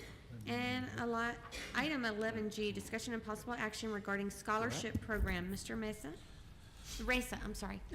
Thank Sorry. you, President. At least you didn't call me Mr. Reyna. So President Nájera, Dr. Espinosa, members of the board, Socorro ISD would like to create and contribute direct district resources towards a Coca-Cola and a Fine Arts Scholarship Fund. The first fund, the Coca-Cola Fund, would be established from the vending machine contracts that we currently have with Coca-Cola, and the amount would be $10,000 per year. Oh, nice. The second fund is a SISD Fine Arts Department Scholarship Fund. The Socorro ISD Fine Arts Department would like to create a fine arts fair for the purpose of generating funds for fine arts scholarship awards. The funds would be derived by charges to the participating vendors, and district resources such as SISD transportation may be used for this event. SISD's financial participation in the distribution of these scholarships is permissible so long as the SISD board makes the following determinations. 1, SISD's financial participation has a predominant public purpose. SISD maintains sufficient control over the expenditure to ensure a public purpose is accomplished. And third, SISD receives benefit in return for participation in the fine arts scholarships. Upon SISD board making these three findings, the financial participation in such a scholarship program is legally permissible. So with respect to these scholarship that we're talking about, we adhere to the fact that the financial participation in these two scholarships has a predominant public purpose, and particularly the fair that we're going to conduct for the purpose of generating fine arts scholarships for fine arts students. And that we have certainly sufficient control over the expenditures because we will be certainly making the award for those scholarship awardees that the Fine Arts Department or Cabinet determines from the Coca-Cola Fund to award. And this definitely does have a benefit in the fact that we're participating in these events because of the students are benefiting. So I guess, Steve, we make a motion and ask them to approve these three, determination? Yes, sir, Mr. Guerra. Teresa, you mentioned $10,000.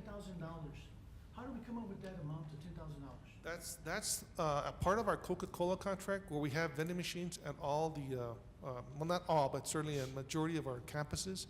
Coca-Cola, in addition to the commission fees, also is giving the district a $10,000 amount to be used for the discretion of the school district. And our purpose is to use that $10,000 to award it to seniors in Socorro ISD. I mean, but the amount couldn't be 15 or 20? They said it was 10. That was certainly a perk that was added afterwards. I guess we can, when it's come to renegotiation, we can certainly approach the vendor. And also for the SAC, does that mean there'll be Coca-Cola products at the SAC also as well? I know that we have certain areas of the SAC that require Coca-Cola products. I think with respect to the booster clubs, we recommend that they also use Coke products. I think that's correct. I'm pretty sure that's correct. Yeah, that's right. Now, Yes, sir. we're doing the whole district, all Coca-Cola. $10,000 doesn't seem feasible because I believe Ms. Lucero, and now Ms. Macias is not here, but for the SAC, for advertising, we do more than $10,000, I think, just for Coca-Cola alone. That's why I was questioning $10,000 even at the SAC. Yes, sir. Well, that's on top of the commission that we currently get for the vending machines, but we can, no. I mean, it's just something that's added to their proposal than when it was approved. We can certainly look and see if maybe we can reconsider. It's an addition. It's over in addition to what the commission sales that we get from the vending sales. And again, the commission that we get from the Coca-Cola machine, they go to the schools. They don't go to the district's general fund. What we made is we wanted to see if we can find an avenue for the campuses to be able to maybe increase their discretionary funds. And so these commissions go directly to the campus based on the sales there. And on top of that, Coca-Cola also provided some perks with respect to certain product for the SAC during football games as well as an additional amount. So we can certainly see if we can maybe talk to them for Is future. this a one-year contract or no contract? I think it's a multi-year contract. So let me double check and maybe we'll get back to you on that. The agreement with Coca-Cola for the sale of their products is multi-year with renewals. This is not, this $10,000 is not what the district receives in compensation for that agreement. This is an additional amount. If you'll remember, I want to say 2 or 3 years ago, we negotiated a similar deposit that was made by a company that wanted to install a cell tower, and that's a renewed annual commitment. I believe this is an annual amount as well. The other portion of the scholarship is the fine arts fundraising component of the scholarship. And as Mr. Ressa said, the board needs to adopt and approve the 3 items that he read into the record as the basis for allowing us to receive those funds. And then what you're going to do with them is give them out as scholarships to students. You can only do that if you make those 3 findings. So I would ask if you make a motion, I guess certainly ratifying that these 3 determinations are going to be followed and we're going to adhere It to could be one motion.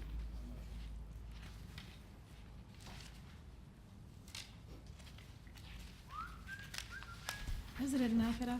Yes, Ms. Rodriguez. I'm sorry, I'm still a little confused. So this would be,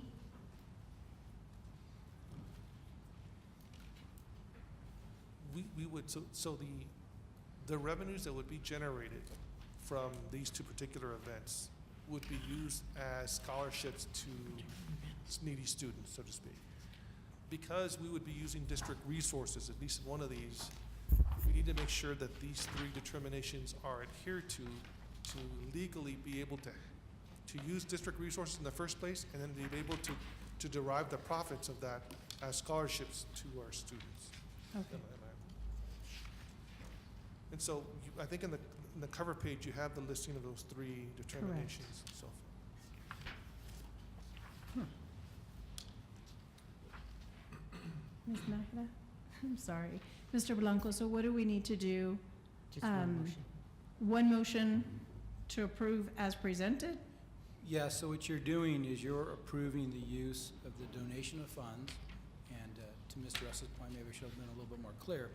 Because you receive those funds, they're now public entity funds.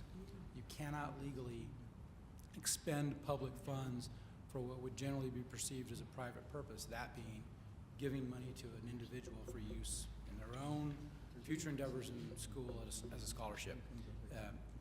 The second component of that is going to be the fine arts fundraiser. Those are also going to be district funds that you're going to hold and receive. You're going to give them out as scholarships. The Texas Attorney General, we had to research this at Mr. Ressa's request, has allowed this to be done, but only if the school district makes 3 specific findings. Those being 1, that your participation has a predominant public purpose. Well, obviously you can say that it does because you're encouraging students within the district to do well to receive a scholarship. 2, you maintain some level, sufficient level of controls over the expenditure of the funds. In other words, the district is determining who's receiving that money and what it's being used for. Well, they're going to determine by committee structure which students are deemed worthy to receive the scholarship, and they're only going to be donated for scholarship purposes. For example, they couldn't donate the funds to somebody who wanted to go buy football equipment. It has to be a scholarship. Third, if the district is receiving some level of benefit in return for the use of those funds in this manner, that being obviously that you're generating interest in school, you have your students that are happy, you have other people that are reaching for the goal to hopefully obtain the scholarship, and so that drives education in the district. If you find those three things, you can do this. If you don't find those three things, it's not legally allowed. Okay, now I just have one more question, President Nájera. Yes, ma'am. Now, if we approve this, who would be managing the scholarships? Who would be choosing the students? How are we going to do that? So with respect to the Coca-Cola, we'd be working through cabinet to determine that information, come up with our criteria. With respect to the fine arts, we'd be working with the fine arts department to certainly see if they can come up with a criteria of the designee. The actual custodialship of the funds would be in the district's general ledger. And then from there, so those would be two different areas we would be controlling that. And we can also provide like a follow-up with our respective board committee, just provide information of the, I guess, the activities and just what's taking place, if that is sufficient. Make a motion to approve. Second. I have a motion by Mr. Guerra and a second by Mr. Gondeta. Any further discussion? All those in favor? Aye. All those opposed? And the motion carries. Thank you, Mr. Ressa. Executive session, the meeting is to be closed for discussion with legal counsel regarding status and employment of R. Soto to include recommendations of final action on the termination of employment for good cause, to review and discuss level 3 grievance appeal filed by Socorro AFT on behalf of diagnosticians and SLP members, for discussion regarding status of M. Melcher versus Socorro ISD, to discuss personnel and real estate matters, and to consider administrative recommendations for assistant principal positions at various campuses. Under Texas Government Code Section 551.071, 551.072, and 551.074. The time is 9:27. We're back from executive session. The time is 11:31. We will continue with item 13, new business. A, discussion and possible action regarding employment of R. Soto and recommendation of administration to take final action on the termination of employment for good cause. Mr. Blanco. Thank you, Board President Nájera, Dr. Espinosa, members of the board, Steve Blanco, legal counsel for the district. I gave you an update on in closed session regarding the status of Mr. Soto's contract. At our prior meeting, the board voted to issue notice of the proposed termination for good cause from Mr. Soto for inappropriate conduct with a student. Written notice was provided and it was signed for on April the 19th of 2019. The 15-day time limit to file an appeal with the Commissioner of Education in the district has passed, and so now the board is being asked to take final action on that and to authorize the administration to take final action and issue appropriate notice to Mr. Soto that his term contract is being terminated for good cause. So moved. Second. I have a motion by Ms. Rodriguez and a second by Mr. Gondeta. Any further discussion? All those in favor? Aye. All those opposed? And the motion carries. Thank you, Mr. Blanco. Item 13B, consider approval of administrative recommendations. Dr. Espinosa, first up, we have 2 assistant principals at Cactus Trails. I would think they have to be done separate. Yes, President Nájera, members of the board, administration recommends Ms. Nancy Guereque as assistant principal at Cactus Trails Elementary. Motion to approve. Second. I have a motion by Ms. Rodriguez and a second by Mr. Gondeta. Any further discussion? All those in favor? Aye. All those opposed? And the motion carries. And the second assistant principal for Cactus Trails, Dr. Espinosa. Yes, President Nájera, members of the board, administration recommends for assistant principal at Cactus Trail Elementary, Ms. Monica Hernando. Motion to approve. Second. I have a motion by Ms. Rodriguez and a second by Mr. Garcia to approve Monica Hernando as the Cactus Trails Assistant Principal. Any further discussion? All those in favor? Aye. All those opposed? And the motion carries. And item B, El Dorado High School, Dr. Espinosa. Yes, President Nahara, members of the board, administration recommends Ms. Irene Mendez to assume all the roles and the responsibilities as assistant principal at El Dorado High School. Motion to approve. Second. And I have a motion by Ms. Rodriguez and a second by Mr. Guetta to approve Irene Mendez as assistant principal for El Dorado High School. Any further discussion? All those in favor? Aye. All those opposed? And the motion carries. If there is no further business before this board, we are adjourned. The time is 11:34.